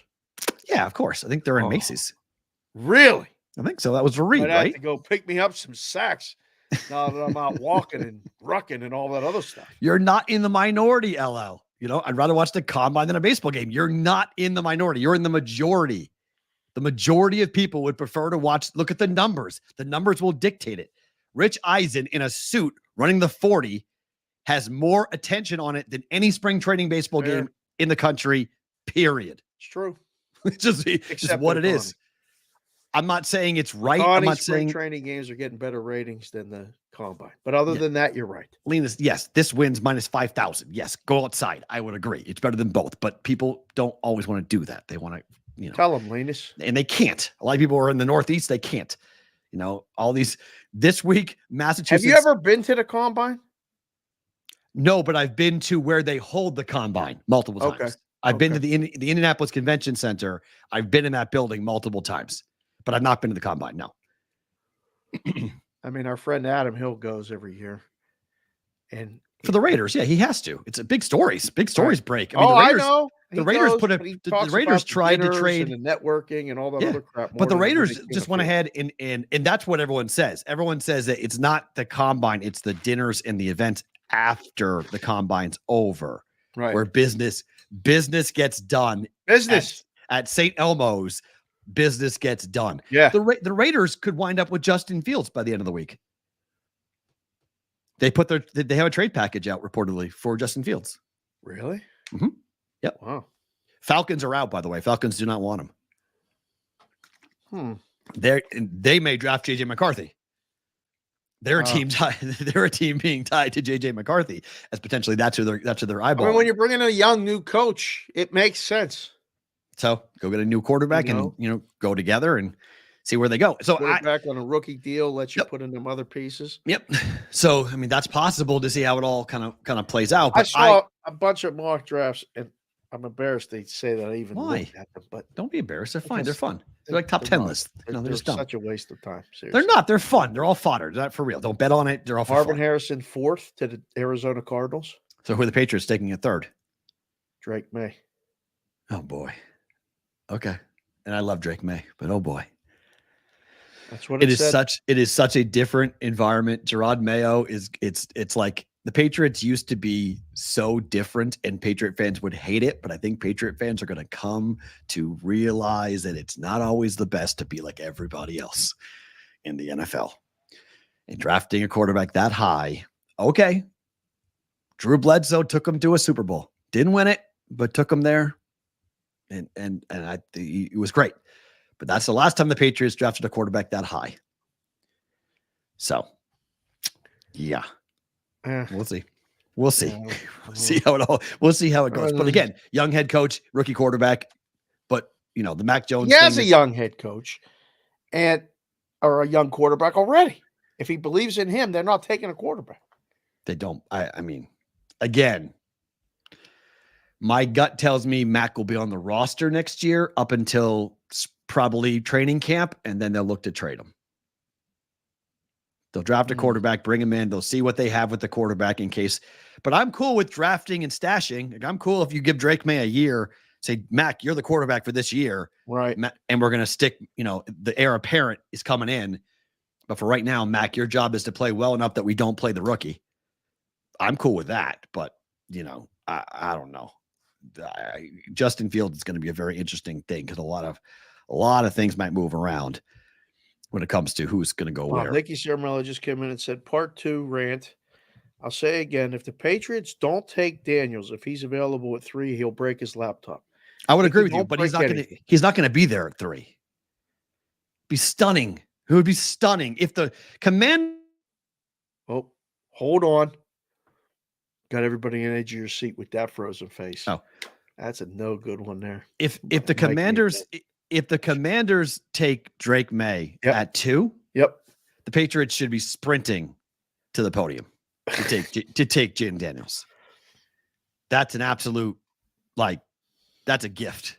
Yeah. But see, he may be the starter, Nick. Mac Jones might be the starter. You just have to kind of figure that out and take that. He was at the he didn't just show up at the Gerard Mayo press conference because he wanted to. He was told to be there. There's a reason why he was there. So I think they are gonna. Yeah, I think he's gonna go in there and say, it's your job until the rookie beats you out. And that could be I like competition, but boy. Okay, to baseball. Cody Bellinger's a Cub. He is. 80 million. Does this start to open up people? There's a bunch of big name guys who are not signed right now in Major League Baseball. Bellinger, 3 years, 80 million. I don't think it's crazy. I don't think all these ball clubs are falling for this Boris crap. I don't know. You like him on the Cubs? Do I like him on the Cubs? Yeah. Oh yeah. This helps everybody. This helps everybody on the Cubs. This is good. This is again, anytime somebody goes to an NL Central team not named the Pirates, I'm kind of right. Mm-hmm. It's yeah. Does this make them the favorite in the division? No. Brewers still, right? By a ways, right? Check the NL Central odds right now, sir. Where are they? Brewers got to be favored to win the division, no? Cardinals? Mm-hmm. Wow. I don't know if I buy that. No? I know they lost a lot at the rotation, top of the rotation, but let's see. Current division winners. National League Central. St. Louis Cardinals plus 145. Wow. Chicago Cubs now plus 210. Bellinger moved the needle. Okay. Well, they were close. Them and Cincinnati were very close. So I think they moved them down and kept Cincinnati plus 430. Wow, they're in the basement. The Brewers plus 550. Oh, value on the Brewers. I like that. And the Pittsburgh Pirates are 16-1 to win the NL Central on February 26th. The level of disrespect that they continue to show is the appropriate. Is appropriate. The level of disrespect is appropriate. Pirates. Got almost the same number of wins as you guys. Do you think that that's a good thing? Is that something to brag about? Like you're at the same level as the Red Sox? That's not something you should be proud about. You played a much harder division. True, and we have look at the pitching staff. I might like your pitching staff better than the Red Sox. I mean, the American League East odds are hilarious. Oh, they're bad. New York Yankees are plus 130. Yeah. I don't understand that. The Baltimore Orioles plus 220. Massive value on the Orioles. Toronto Blue Jays plus 440. And what are the Rays? The Rays are plus 650. That's a joke. Haven't we and learned? The Red Sox are 14-1. Yeah, that should be 100-1. Should be 100. You're right. It should be that. It should be higher. Yeah. Absolutely right. Absolutely. There's absolutely no way possible. The Pirates. I mean, did you put the Pirates on Mitch Keller to be their ace for the next few years? Yeah, that's what I mean. I think I like your pitching staff better than the Red Sox. I mean, Iowa guy. Yeah, I like your for pitching our staff. Iowa people. That's a big deal. I know Brommelkamp went on his show frequently last summer talking about Mitch Keller and the Pirates and the fact that he was from Cedar Rapids and stuff. I don't know. You think Cubs fans are excited? Like they should be. Bellinger was done before, multiple year deal. Yeah. I mean, it's just expensive. 3 years, $80 million. Like, okay. Like, sure. Like, let's see what happens. Right. Cubs and the Cardinals. So the Cubs and the Red Sox are always going to be tied because of Theo. And so I'll always have, I'll always like watching the Cubs. I always, I may wind up if I don't think I'm going to be in Chicago in April. I don't think they're playing at Wrigley while I'm there, but I probably wouldn't go. I told you I've been to 2 games at Wrigley and both times I felt like I was bored out of my mind. Really? So, I don't like Wrigley at all. No, you can't go to a modern ballpark and then go back in time because they have all the things, they have all the issues front and center that old ballparks have. It's cramped. The replay boards all over the place. You don't have the common like where the pitch was. Fenway no more? Fenway is way more advanced than Wrigley. It's way more advanced. Fenway has replay monitors everywhere. Fenway has pitch and speeds. Fenway's got all sorts of different graphics and things. Like they've done a really good job of updating Fenway to the best of their abilities for a ballpark that was built in 1908. But Wrigley didn't do that. I don't know why. Because the fans in Chicago are way more like nostalgic for keeping Wrigley as Wrigley Field was supposed to be. Like Boston fans like Fenway, but they're also like they're yuppies and want some like modern amenities. They want concessions. Things like they used to be in Chicago. Did you see the Patrick Kane stuff yesterday? Did not. Heard about it though. Do yourself a favor. It's all over Twitter. Mm-hmm. They stopped the game, first TV timeout, and did the ceremony on the board. It took 5 minutes because they wouldn't stop clapping in Chicago for recognizing Patrick Kane and what he did for that franchise. Sure. Even Chris Chelios Day, it was his number retirement day in Chicago, said, Patrick, don't steal my day. Plus, I got money against you. He actually said it in his retirement ceremony that he bet against him. And Patrick Kane scored the game-winning goal in overtime on a breakaway. Oh, wow. One of the best calls I've ever heard. The analyst was going, oh, my God. Oh, my God. It was so good. I put it on my Twitter. It's amazing. But the feeling, like once you're Chicago, it seems like you're in.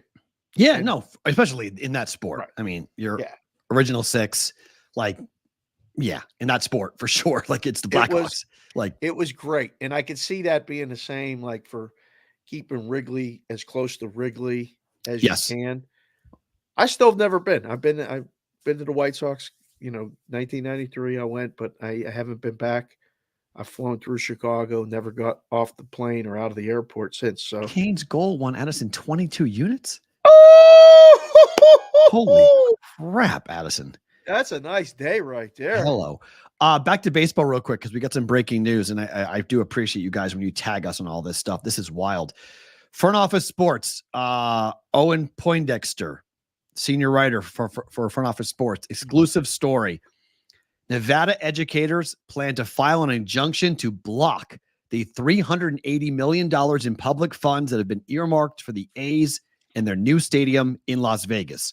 The group says it will kill the Tropicana site deal with the help of Oakland A's fans and John Fisher's ineptitude. Wow. You kill the public money, the A's aren't coming here. Oh, no chance. Done deal. Like you go after the money, like anything else in life, follow the money. You kill the money, A's are staying right where they are. And it's really starting. I read a whole long thing. Front Office Sports has this really interesting timeline on their website about the A's move.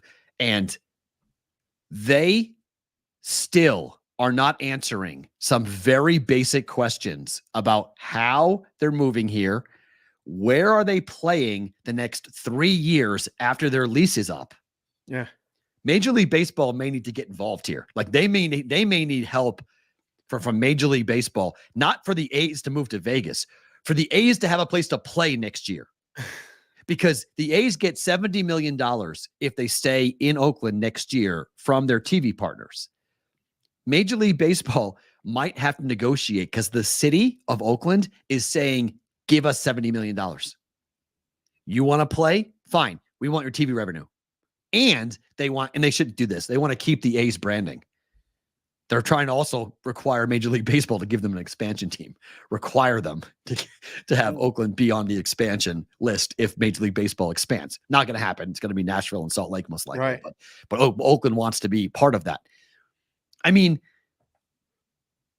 this, for all the things that happen with the Raiders move and all of the controversy around the stadium being built and the $750 million that was used to build the ballpark, that was nothing compared to this, Dave.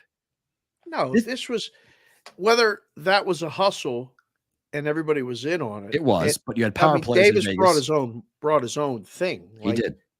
He brought to the table, and then he ended up buying the Aces, and he's invested in the city. Yeah. I mean, somehow he got Tom Brady involved in it. Correct. He's still here. This guy, you can tell, Vegas is like, hold on, you ain't hustling us. We hustle people.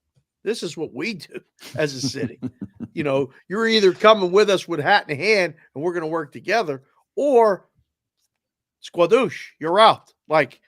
It's starting to get this backlash, and people are mad. I mean,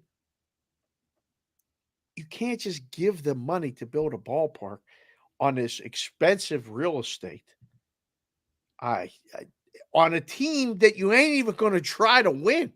No, correct. Yeah, you're not even coming here with the intention of building a winner, because you haven't shown you can do it.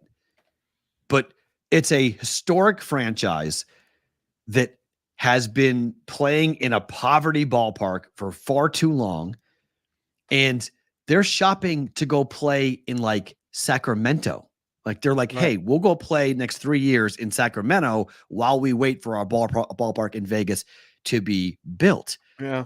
Somebody told me this because they saw our interview with the guy from Vegas. Yeah.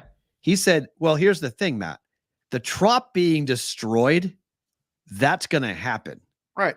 But that wouldn't stop Bally's from pivoting and giving the land to somebody else to build a property, a casino property on that site. Casino property will make more money, and it'll Way be more private. Way more money. Yeah. So he said, well, he goes, go and parse what the guy said. He said the deal, the Tropicana site is going to be demolished. That there I might go back and watch that interview. You guys can go back and watch all the interviews from the Super Bowl. So on our YouTube channel @ Boston versus the book. So I got to go do it too, because I was like, I was meaning to do it all weekend, and I couldn't take my eyes off the hockey. I just can't wait to see if this injunction goes through. Will the A's even fight it? It almost feels like the A's want someone to put them out of their misery. Be like, okay, Salt Lake wants them. Give them to Salt Lake City. They got. Uh-oh. Come back, Jack. Snap your fingers. Come on. Almost. Not yet. And there you are. Okay. They have 100 acres. Salt Lake City is offering 100-acre site to build a massive ballpark complex. Give them to Downtown? Salt Lake. I don't think downtown. They just off downtown. Well, I mean, I was just at Salt Lake for the first time last year ever. It would be a great place. Huh. Build it there. Build it in a site, in a market that really wants it. They love baseball. They only have basketball. They want a lot more. They have AAA hockey. They have AAA baseball. They want more. Whitrock just asked a good question in the chat. Does anybody in Vegas actually want the A's? I haven't seen a single person in Vegas say they want them to come. Nice hat, Whitrock. You see that? In his little profile, he's wearing a hat. I like it. No. It's hard, P-Roll. I mean, we go around. I talk to a zillion people a lot during the day and out and about. There's a lot of people like, nah, There's no one like, hey, we're getting baseball. Like hockey. Like, remember hockey? When we got hockey, there was a lot of like, oh, we're getting hockey. Like, if the NBA, on the day the NBA announces that the Vegas franchise is going to happen, this city's going to explode. Explode. Like, my favorite thing about today is going to be about Vegas and about basketball. And this city is such a wild, wild place for the game of basketball. Like, we are such a basketball market. Yeah. Like, like, I'm getting more into it now because of my daughter. And like, it's, my goodness, is going to be crazy. They're going to sell out every game. They're going to sell out every single game. I mean, NBA tickets going to be for sure. Yeah, it's going to be as hard as a ticket as the Knights were to go. Everyone's going to want to be in an NBA game, and it's going to be way more popular than the Raiders. It's going to be expansion. It's going to be Vegas's own. Oh, being their own is just it's such an advantage, and like getting the leftovers from the A's, and you're not getting the Yankees, you're not getting the Dodgers, you're getting the Oakland A's. I mean, it's just not the same. At least Raiders, it's football, right? At least it's the NFL. So it's like this was a Raiders market. Like we would get the Raiders games in the afternoons here. When I first moved here in 2003, my then brother-in-law was a Raider fan. He's a lifelong Vegas resident. I'm like, why are you a Raider fan? It's like the games were always on here when I was a kid, and then they moved to LA, and it was, everything that goes on in LA is here.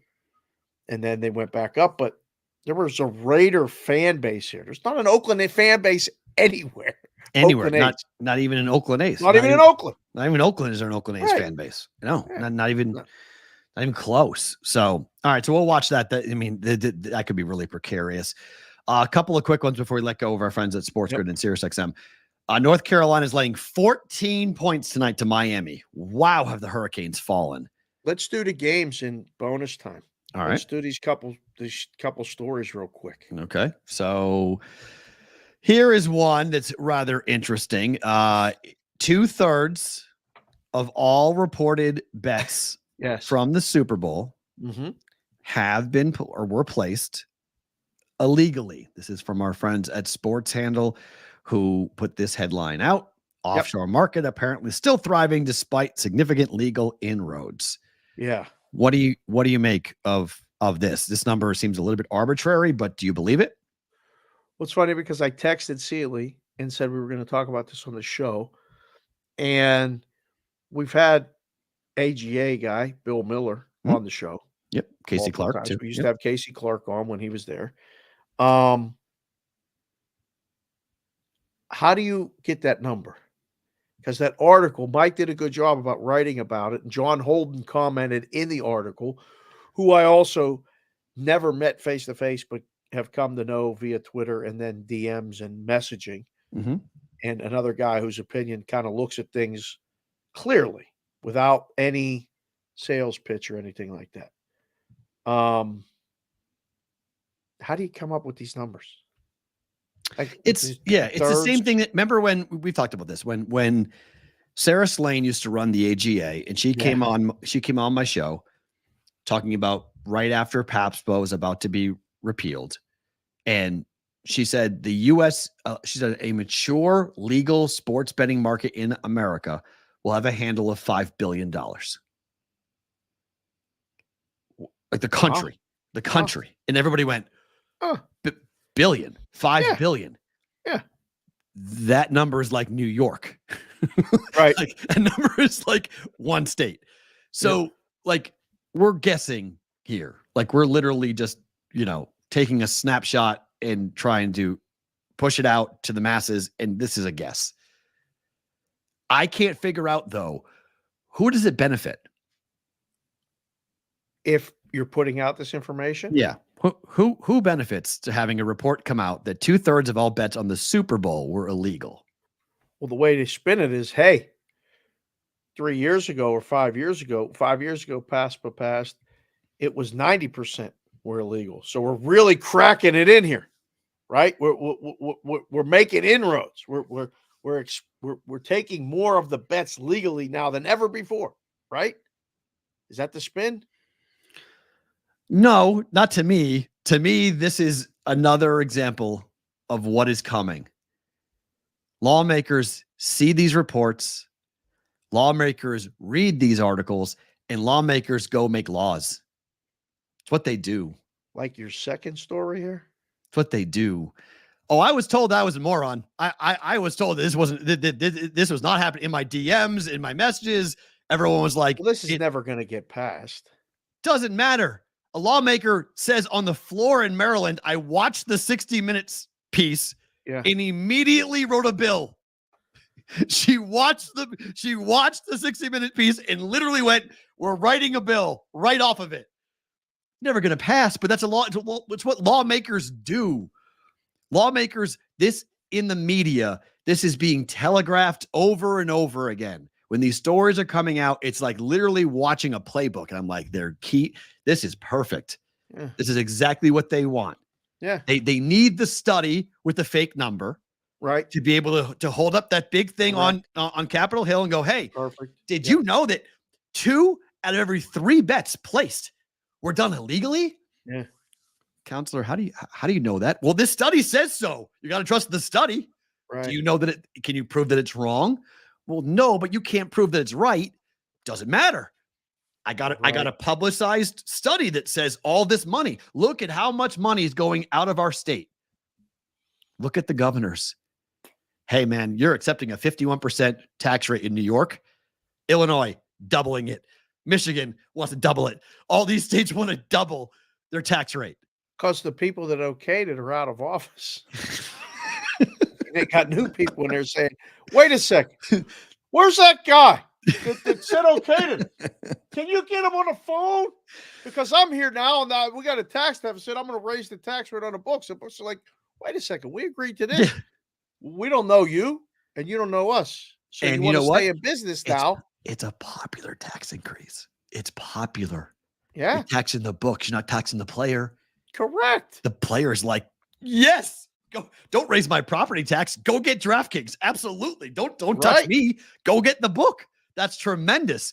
Yeah. 10% to 25%, 20% to 31%, 31% to 40%. Just keep on going and going. Doesn't impact anybody because these companies are all over the place.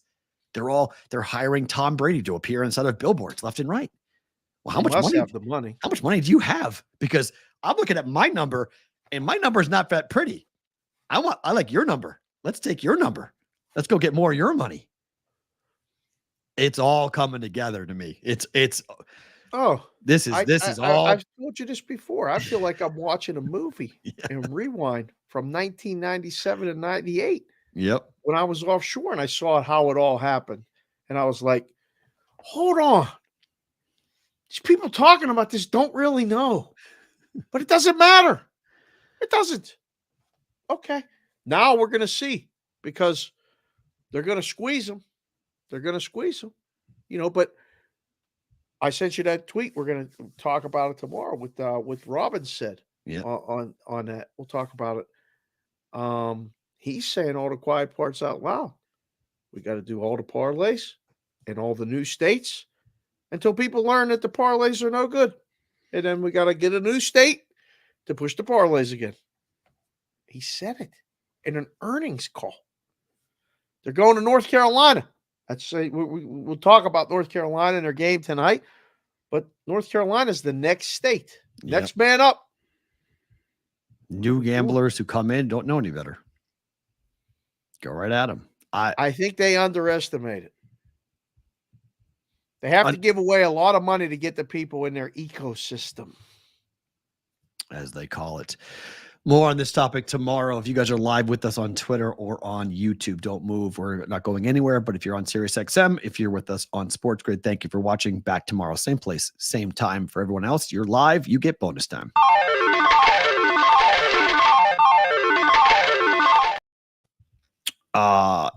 Look, I think there's going to be. The offshores aren't going anywhere. No, and they're only going to get better and bigger. Not now, not tomorrow, not in next your week, local. They're staying. Look at that face. Like your local's not going anywhere either. Frozen with it.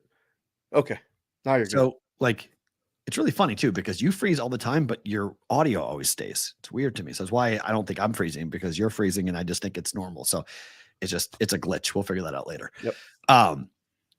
I don't know what as long as you're able to offer easy payout, easy deposit, and credit, you're not going anywhere. Like you're not going to lose business. You're only going to gain business. The restaurateur guy asked about the credit. Yeah. I mean, when they find out how much of a nightmare that is with the legals, they're going to go, hold on, who wanted to do this? But if they figure out how to do that and not get beat, they're going to do that. But they need someone to explain to them how it all works long term, because they're all thinking short term, P-Roll. It's going to be fucking crazy. Like I'm just sitting here laughing going like the Jason Robbins quote from today. And I know we don't have it because I haven't figured out how we use it. I don't want to attack DraftKings and make them look really horrible because we can spin it that way. And I'm not trying to go to war with DraftKings by any means, but in order for the sports books to really advance and get the dollars that they want in the first couple of months of them going legal in a state, they need an uneducated public to lose and play the games that they want them to play, meaning the pre-populated same game parlays or the pre-populated parlays, all the things that appear on the top of the app, right? The easy gamification of sports betting is what this is. Yes. So they need these things to happen. Like if you say that to somebody, like I'm coming to your state and I'm going to make a lot of money at the beginning. Well, why? Because your public is dumb. Like that's a tough, that's what he said. And I know he's not trying to say it that way, but that's what he said. And that's why people in the gaming world and the sports betting world saw the quote and went like, you just said the real quiet part out loud. Like, should you be saying that out loud? Because if somebody who actually knows what they're talking about raises their hand and says, hey, by the way, do you know what the head of a major sports book thinks of you guys? I mean, that's not good. Like, that's not. And then you need people. I mean, you don't need to do the video, or you don't need to speak on behalf of that. Like, the key to the book business is to get more parlay handle because the hold is significantly better. Mm-hmm. Okay. Right. So until the public figures out that parlay betting is dumb. But you can offer parlays. People are going to bet them. You can't. What you're doing is like you can be the tobacco company and know that these cigarettes are going to kill you. Right. You don't have to go on and say cigarettes are good for you. Right? Like go on and say these are bad for you. You can smoke. We're going to sell them to you and we're going to put them in pretty packaging. And they're going to be available all you want. Right. I mean, but you're going on and you're getting celebrities and splashing these ads and all this other stuff. And tomorrow we can address, I don't know if we're allowed to play that Saturday Night Live video. I don't think we can. No, we're not allowed to. But that was tremendous. We can talk about that tomorrow because they hit. I left it off. I left it off the rundown because you can't talk. I couldn't play it. So if you haven't seen it, here's a homework assignment for you guys in the brigade. If you haven't seen it yet, go watch the Saturday Night Live skit. We'll talk about it tomorrow because it's dead on. It's dead on. It's perfect. Now, and Schutz said something this morning, and I was talking to Schutz about some other things, and we kind of. Richard Schutz, who's a longtime gaming guy, who's in PA, but he said it on his Twitter. You can have an industry where people spend billions of dollars to market, and somebody can basically not destroy it, but make light of it in a minute and 30 seconds. They did everything. But that's how, again, to go back to the whole politician thing, people who have said that sports betting is not on the mainstream radar, you're wrong. It's on the mainstream radar. People are like, we're so small. Wake the fuck up. Okay? Wake the fuck up. It's not low anymore. This is not a small. They want it to be small. Of course they want it to be off the radar. They want, like, shh, don't talk about this. Right.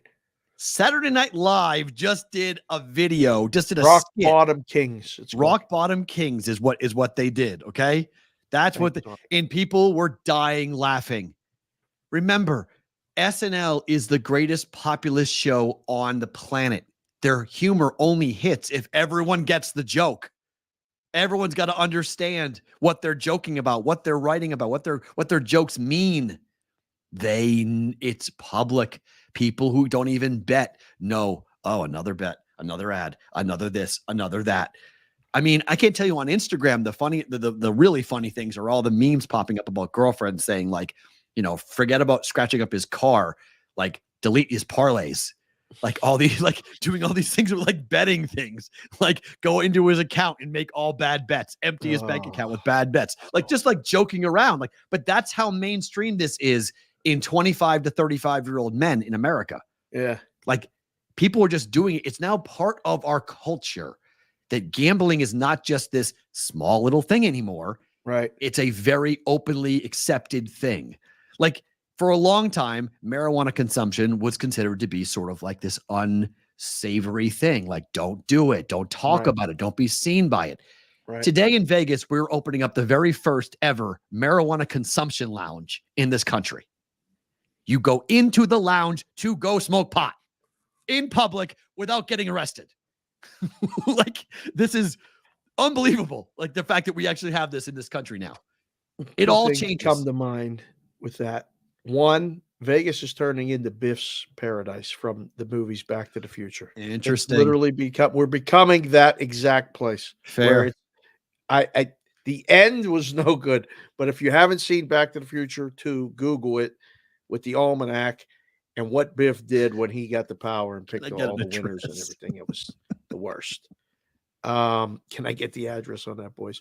Number 2, this was Curacao when I lived there.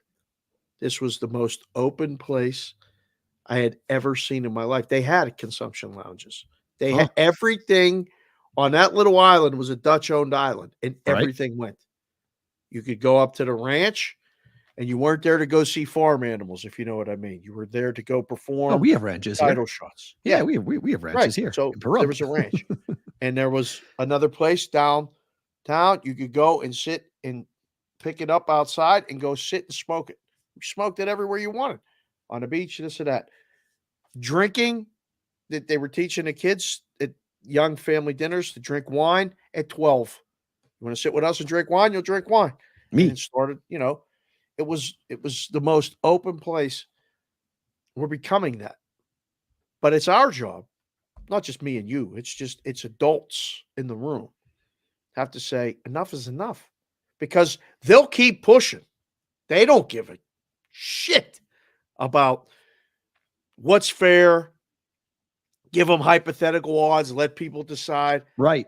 It's not their job. Their job is to extract as much money from people as they can and make it a pleasurable experience. That's it. Yep. They don't give 2 shits about the rest of it. They don't care whether it's fair. They don't care about the odds. I mean, minus 158 and plus 125 is becoming normal. They're going to make it worse. The Juice went to Smoke and Mirrors. That's what it's called. It's called Smoke and Mirrors. Oh, the Juice was here. That's right. Yeah, over the weekend. They opened over the weekend. Yeah. Today's their official. That was a soft opening. I guess today's their official legal opening for it. And yeah, I mean, look, I'm I'm the wrong person to ask because I think we should legalize everything. Like, I think everything should be legal. So and people were like, heroin. I'm like, yep. Cocaine. Yep. Like prostitution. Yep. I think everything should be legal. I think everything should be legal and everything should be taxed. And vices should fund a lot of things in this country that we look to fund. You know, we take property taxes and we take sales tax and we take all these different taxes. Like, I think our vices should be the ones that fund most of it and try to keep it out of the black market. Vegas is now slowly the petri dish of trying this stuff out because the marijuana tax here is really high. It's keeping the black market alive in a lot of ways because of that reason.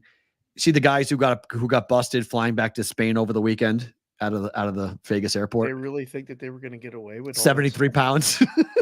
I mean, the bag limit is 50. Like, I mean, we weigh our bags when we go somewhere here Right. with the kids because I'm worried about them having too much stuff and them having to open a bag because the way it's packed, I might be embarrassed. The guy had all the weed in there. 73 pounds of weed flying back to France or Spain or France, one of the two. What did they think was going to happen? You're going to go back because our weed's really good. So you wanted to go back and start a business. And what's amazing is that the guys who were probably from Spain or from that they thought it's legal in Nevada. So we should be able to fly. It's like, hey, idiot. An airport is federal land. An airport is not it's not legal in America. It's legal in Nevada. When you step onto an airport, you're on federal land. You can't have 73 pounds of marijuana with you. Rainmaker Lou said, how fucking high were they? High. They were high. Absolutely. They were completely and totally high. And that's, you know, but I've always believed in that. And like, I understand, I've always said, let adults do adult things. And sports betting is, look, there's a lot of kids who are, 25, 26-year-old kids that all they talk about right now with their friends is gambling. And I saw this line from a woman who's I think she goes by RX Gambler on Instagram and Twitter. Yeah. She's a pro poker player. And she's like, I think we are grossly underestimating the level of addicted gambling we're going to see for guys in their 20s.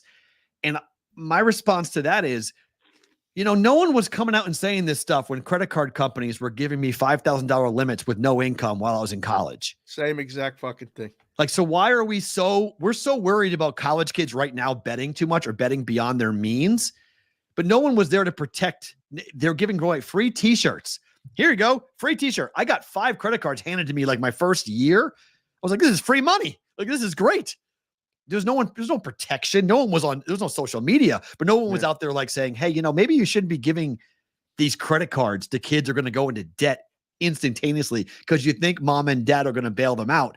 And if mom and dad can't bail them out, then what happens to that money? Oh, it's a write-off. It's fine. But yeah, the kid's credit gets ruined at 21. Yeah, it's okay. It's no big deal.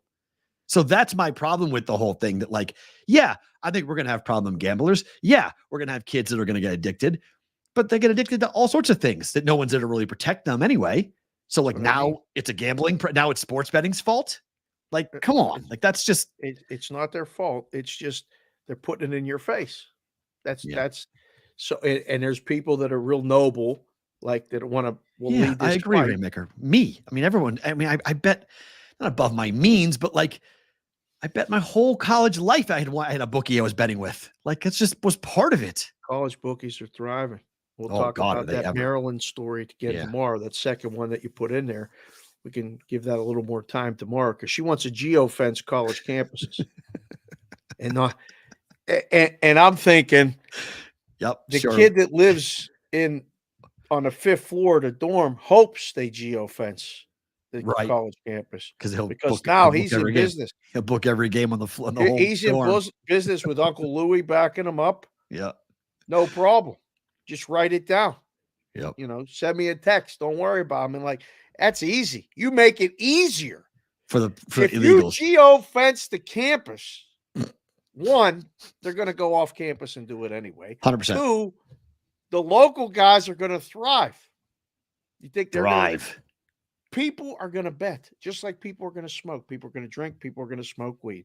They're going to find a way to do it. The only way you really do it, and we've talked about this, but the only way you're really going to ever knock down the legal or knock down the local is by literally creating stings and starting arresting everyone. Like, you're going to have to go and do you're going to do so many things. You have to literally black out the ability to log on to that website. And the problem with doing that, the same thing the UFC has a problem when it comes to the illegal streams. Like you whack one, another one pops up. Right. You whack another one, another one pops. You'll never be ahead of them. They'll always be ahead of you in the authorities because they can do it faster and better. And it's the only thing they're doing. Right. Like the government's running other stuff all day. It's said it years ago, saw it, still believe it. Just know that college kids have been betting above their means for a long time, and there's been college bookies for a long time. I graduated in 93, knew them all, knew a lot of them.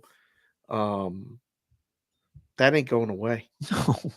Just like underage drinking's not going away, No. just like someone who buys a keg for the 18-year-old freshman party, that's not going away. Like, you can only control human behavior for so much. If it's kind of like similar to the court storming thing. If enough people want to get it done and do it, they're going to do it. Like it's just, they're going to do it whether you want to stop. Those guys standing there with guns ain't going to do it. You tell me they're going to pull out guns for a court storming? No. If you stand an armed officer at the bottom of each row and say, you storm the court, you're going to jail, and just stand there and have a presence. It won't happen a lot, but it will happen. It will still happen. Kids are going to run over an armed officer. Yep. If he pulls his gun, they won't. But if it's just a gun and they know there with a gun, just stand. I mean, I've seen mall cops get beat up who have guns. Like, just because you have a gun doesn't mean a kid's not going to stop if a kid wants to do it. He's going to go do it. It's just if he's drunk, what does he care? Go ahead, shoot me. What are you going to do? Pull a gun on me? My dad knows the president. Where the fuck, good luck.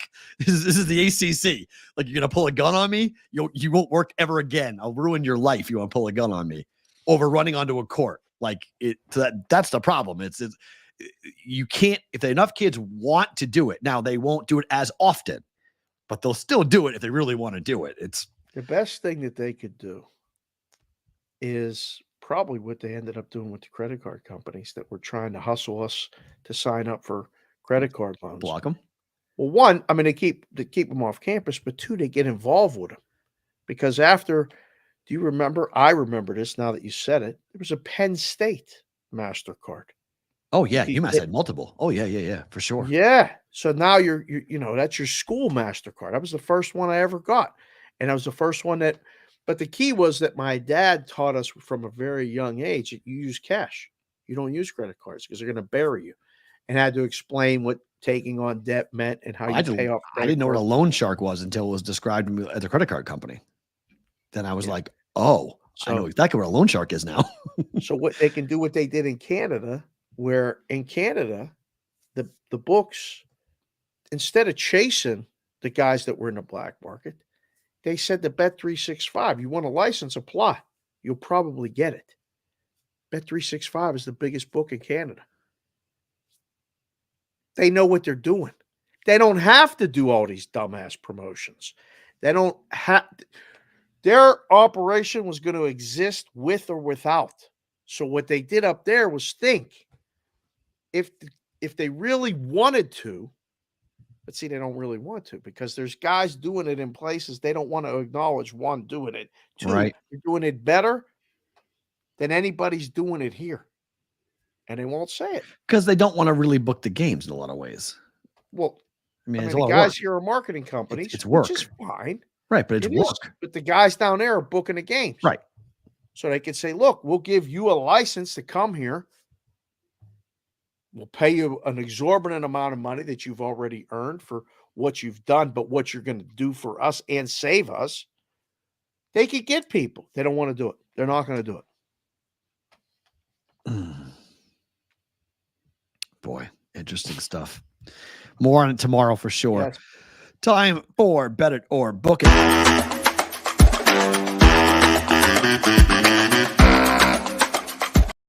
All right, we start with North Carolina and their game against Miami. I want no part of the 14-point number. It's way too much. I like the over 154.5 on this game, although both North Carolina and Miami both have been, generally speaking, they've been under teams this year, but the last 3 home games for Carolina have gone over.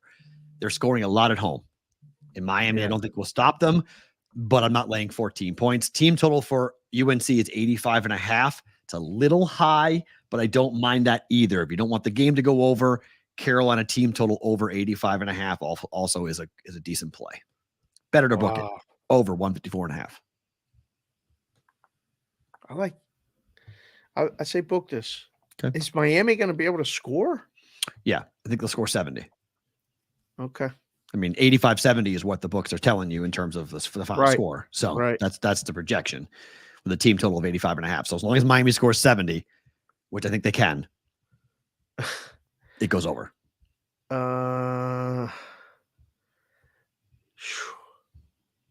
If you had to pick a side in this, what would you pick? Carolina. Yeah, Miami's so bad. They're done. There's nothing left to play for. They've packed it in. I mean, this game could look like the Kentucky game for Alabama. This would just be an absolute, which again, if you play the over. I mean, it's again, I just need North Carolina, I think, got to put up 90 plus. They could, but they could. There's a bunch of different ways we get to the over. All right, I'll say book it because I think Miami scores 60. So 95-60, we get there. It's possible. And again, if you don't feel comfortable with Miami helping, you could bet team total North Carolina over 85.5. Oh, I like that. So that's the number for over for that. So I don't mind that play either. But the team totals aren't available overnight, so I don't have a choice. I can't bet that. Oh, fair. Okay, yeah, they put them up in the morning. That's why. If I would love to be able to bet college basketball team totals overnight, but I can't. I can only bet during the morning. So this number is now 156.5. So it's up 2 points. So there's at least steam on the over. The manipulation they would play with those games with the team totals if they put them up the night before. I was thinking like we should propose to a book that we can help them, but it's opening up a whole can of worms. I don't know if we want to do that. Baylor off the loss to Houston at home is on the road at TCU. Number opened at 3. It's down to 2.5. You like this? Baylor's lost 2 games in a row, and they have got to win this game. They lost TCU at home in triple overtime. Revenge spot for Baylor. I mean, Baylor, I think gets the money line. Baylor is live. Right. Winning on the road, though, we keep talking about how hard it is. You got the open, Covey. I didn't get the open. Open at 3. You're right. Right. I got 2.5. Yeah. All right, I'll say bet it. I'm not in love with this. Mm-hmm. This is hard. This is not going to be easy. This is going to be odds of the city. I think it comes down to the end, but I think we could get there. Baylor could have won the game outright against Houston, lost 2 games in a row. It's kind of funny. They lost 2 games in a row, played TCU, triple overtime loss, lost 2 games in a row, playing TCU, maybe an overtime win for Baylor coming tonight up against TCU. I like the revenge spot. And then finally, Dallas over 6 tonight in the NHL. Little juicy, minus 122, but I like Dallas to score here tonight. I like this one. I say bet this one. Hockey's, the Bruins tonight, 5.5 for the Bruins. Yeah. On the road against Seattle. Lost 4-1 in Boston to Seattle. That game I couldn't do this. Minus 140. This is Addison's trend. I'm going to give him credit. Second period, Dallas over. 16-game streak. Oh. Wow. 16 consecutive games. No matter what happens in the first period. No matter what happens in the first period. Wow. Yeah, that's one of his favorite plays. Okay. Thank you, Addison. They've been watching that one tonight. Yeah, they've been crushing it. So he's got, and I think Chris Otto's got a parlay with it too. A bunch of second period overs that he's got going on for tonight. Super chat questions. We got 2 of them. Dave's Daily Picks. I was wrong about the bug in the locker rooms. Manning was paranoid about it. That's true. Never proven. Never happened as well. You have a great week too, Dave. Appreciate it. Addison, thank you. Never liked big parlays, but I had a feeling, so I put 1 unit on Caesars, 100% boost. Got Bedard having a point. DeBrincat goal. Kane goal. 22-1. Wow. Saving for some merch from BVB merch. Here's my down payment. Thank you, bud. Appreciate you, man. How about that? Love when that happens. 22-1. You're supposed to take shots with those boosts. Hell yeah. So there's a perfect example. Caesars gave him a boost, $10. Now he's got $220 if it was a 22-1. Just again, it could have been for 100 to win 2,200, whatever it was. Just keep it 10 wins 220. Now they got 220 in action that they put $10 into the ecosystem with the snapping their fingers like the credit card companies give you money. So that's good that Addison has it in there now. Just make sure you don't spend it all. Make sure you're allowed to get it. You were talking about books, being successful because you want an ease of use, easy to get paid. Right. These local books, these legal books are making it hard to get money. It ain't even easy to get money now. It's all coming around. Favorite thing about today is what? I'll be quick. Shows flew by. I can't believe we just did 2 hours. I thought we would do an hour 38 and get out. First thing I saw this morning was a Liverpool video of them singing Bob Marley, Three Little Birds. Don't worry, be happy. Oh my God, don't worry about a thing. Because every little thing is going to be all right. Like they started singing it as a mob. And now it's happened in apparently other soccer clubs have done it. I never saw it, but I did see the other tweets. It was fantastic. It put me in such a good mood. Sports are fucking awesome. It started yesterday with the Penguins and the Flyers. The Rangers and Rempe fought again. This kid has to fight every game. The toughest guy on every team wants to challenge him. 2 minutes in, he had to fight a guy who was 6 inches shorter and got his ass kicked yesterday. He took 5 punches to the face. Rangers ended up losing. That one cost me. I got every other game right in hockey yesterday. And then it closed with Patrick Kane and the celebration and the goal call. I don't know what you do if you don't watch sports, man. I really don't. I fucking love it. And it didn't even have to have a bet on it. Betting on it is supposed to be another means to it. And booking it and all that other stuff is a business. It is a business. But man, fucking sports are awesome. That's it. Agreed. I have 2 quick ones. The first is I want to say thank you to Peter King. Peter King announced today he is stepping away. He will no longer be covering the NFL. When it comes to gold standards, and the first ever NFL insider that I ever read was in Sports Illustrated when Peter King would write, and you knew when Peter King wrote something, it was factual, it was to the point, and you believed it. We're missing a lot of those quote insiders these days with how they report things, and are they being told by agents to report things and whatnot. Yep. So losing him in the space, I think, sucks. At 66 years of age, though, he's been to 40 consecutive Super Bowls. Wow. 40 consecutive Super Bowls. Started covering the NFL as a 27-year-old, and now he's 66 years old. So congratulations to Peter King on a hell of a run. Yeah, the GOAT, the king of NFL football media for sure, stepping away, which is only a loss to us who still will be in the space, because he was an awesome read and an awesome guy to follow and cover over this past couple of years, or last 4 decades. And then secondly, I don't know if my kid's going to play basketball or not, but I had a really cool moment with my kid last night who wanted to go shoot baskets for the first time ever. I wasn't sure if I would ever actually get that moment with, I don't have a son, I only have a daughter, and she's showing a level of interest in basketball that has me thinking that she might play the game, or at least attempt to play the game. But just watching her shoot baskets for the first time, I was like, damn, this is crazy. At 9 years old, I honest to God never thought I'd ever have that moment of sitting there on a basketball court under the lights, watching my kids shoot baskets. It's pretty damn cool. So fun. We're going back tonight. So my favorite thing about today is that we're going back after she has she does figure skating. She's going to skip a level in figure skating. She's going to test out tonight, Monday night, and then we're going to go shoot baskets after she skates tonight. So I'm going to turn my kid into an athlete. It kills me. Might not be her thing, but for now, just let her pick. Oh no, she's both her thing, and Kendall playing volleyball. That's also she's talked about that too. So there may be shooting hoops with the kids. I used to just go shoot hoops by myself with a boombox.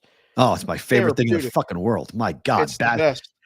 I do it now. I go to the park, because we have baskets around the corner from our house. And I said, if you really like this, Madeline, you could just take the basket later when you're like 12 and just come up here and you just shoot. You just shoot by yourself. Come up and bring music and put your earpods on, and that's all I would do. I would go and I would do basketball workouts. I would just go and I'd run suicides, and I would just do different drills, and just did it on my own. It was for fun. It was because I loved the game, and I dribbled. That's why I could dribble so well. And I can spin a basketball on all 5 of my fingers and all 5 of my knuckles. Yep. And I showed her for the first time. I showed her last night. She's like, "What the fuck are you doing?" She's like, "What the hell are you doing?" And I'm like, spinning a basketball. She's like, how the hell did you learn how to do that? I was like, Yeah. you know, a lot of things happen. A lot of time by myself. Yeah. Just working on it. I can do the spinning. I can bounce it off my knee and catch it back. I showed her all the tricks, and she was like thinking she was watching the Harlem Globetrotters. It was pretty fun last night. So Harlem later tonight. Globetrotters are here, by the way, tonight. Dollar Loan Center. They're tonight? Dollar Loan Center. How about that? You going? Yeah. Oh, look at you. You never miss them. That's your fave. The best. Good stuff. Guys, back tomorrow. Thank you for being here. We love you all. Tuesday, BVB. Hope to see you all in the chat. Matt, Dave, back tomorrow.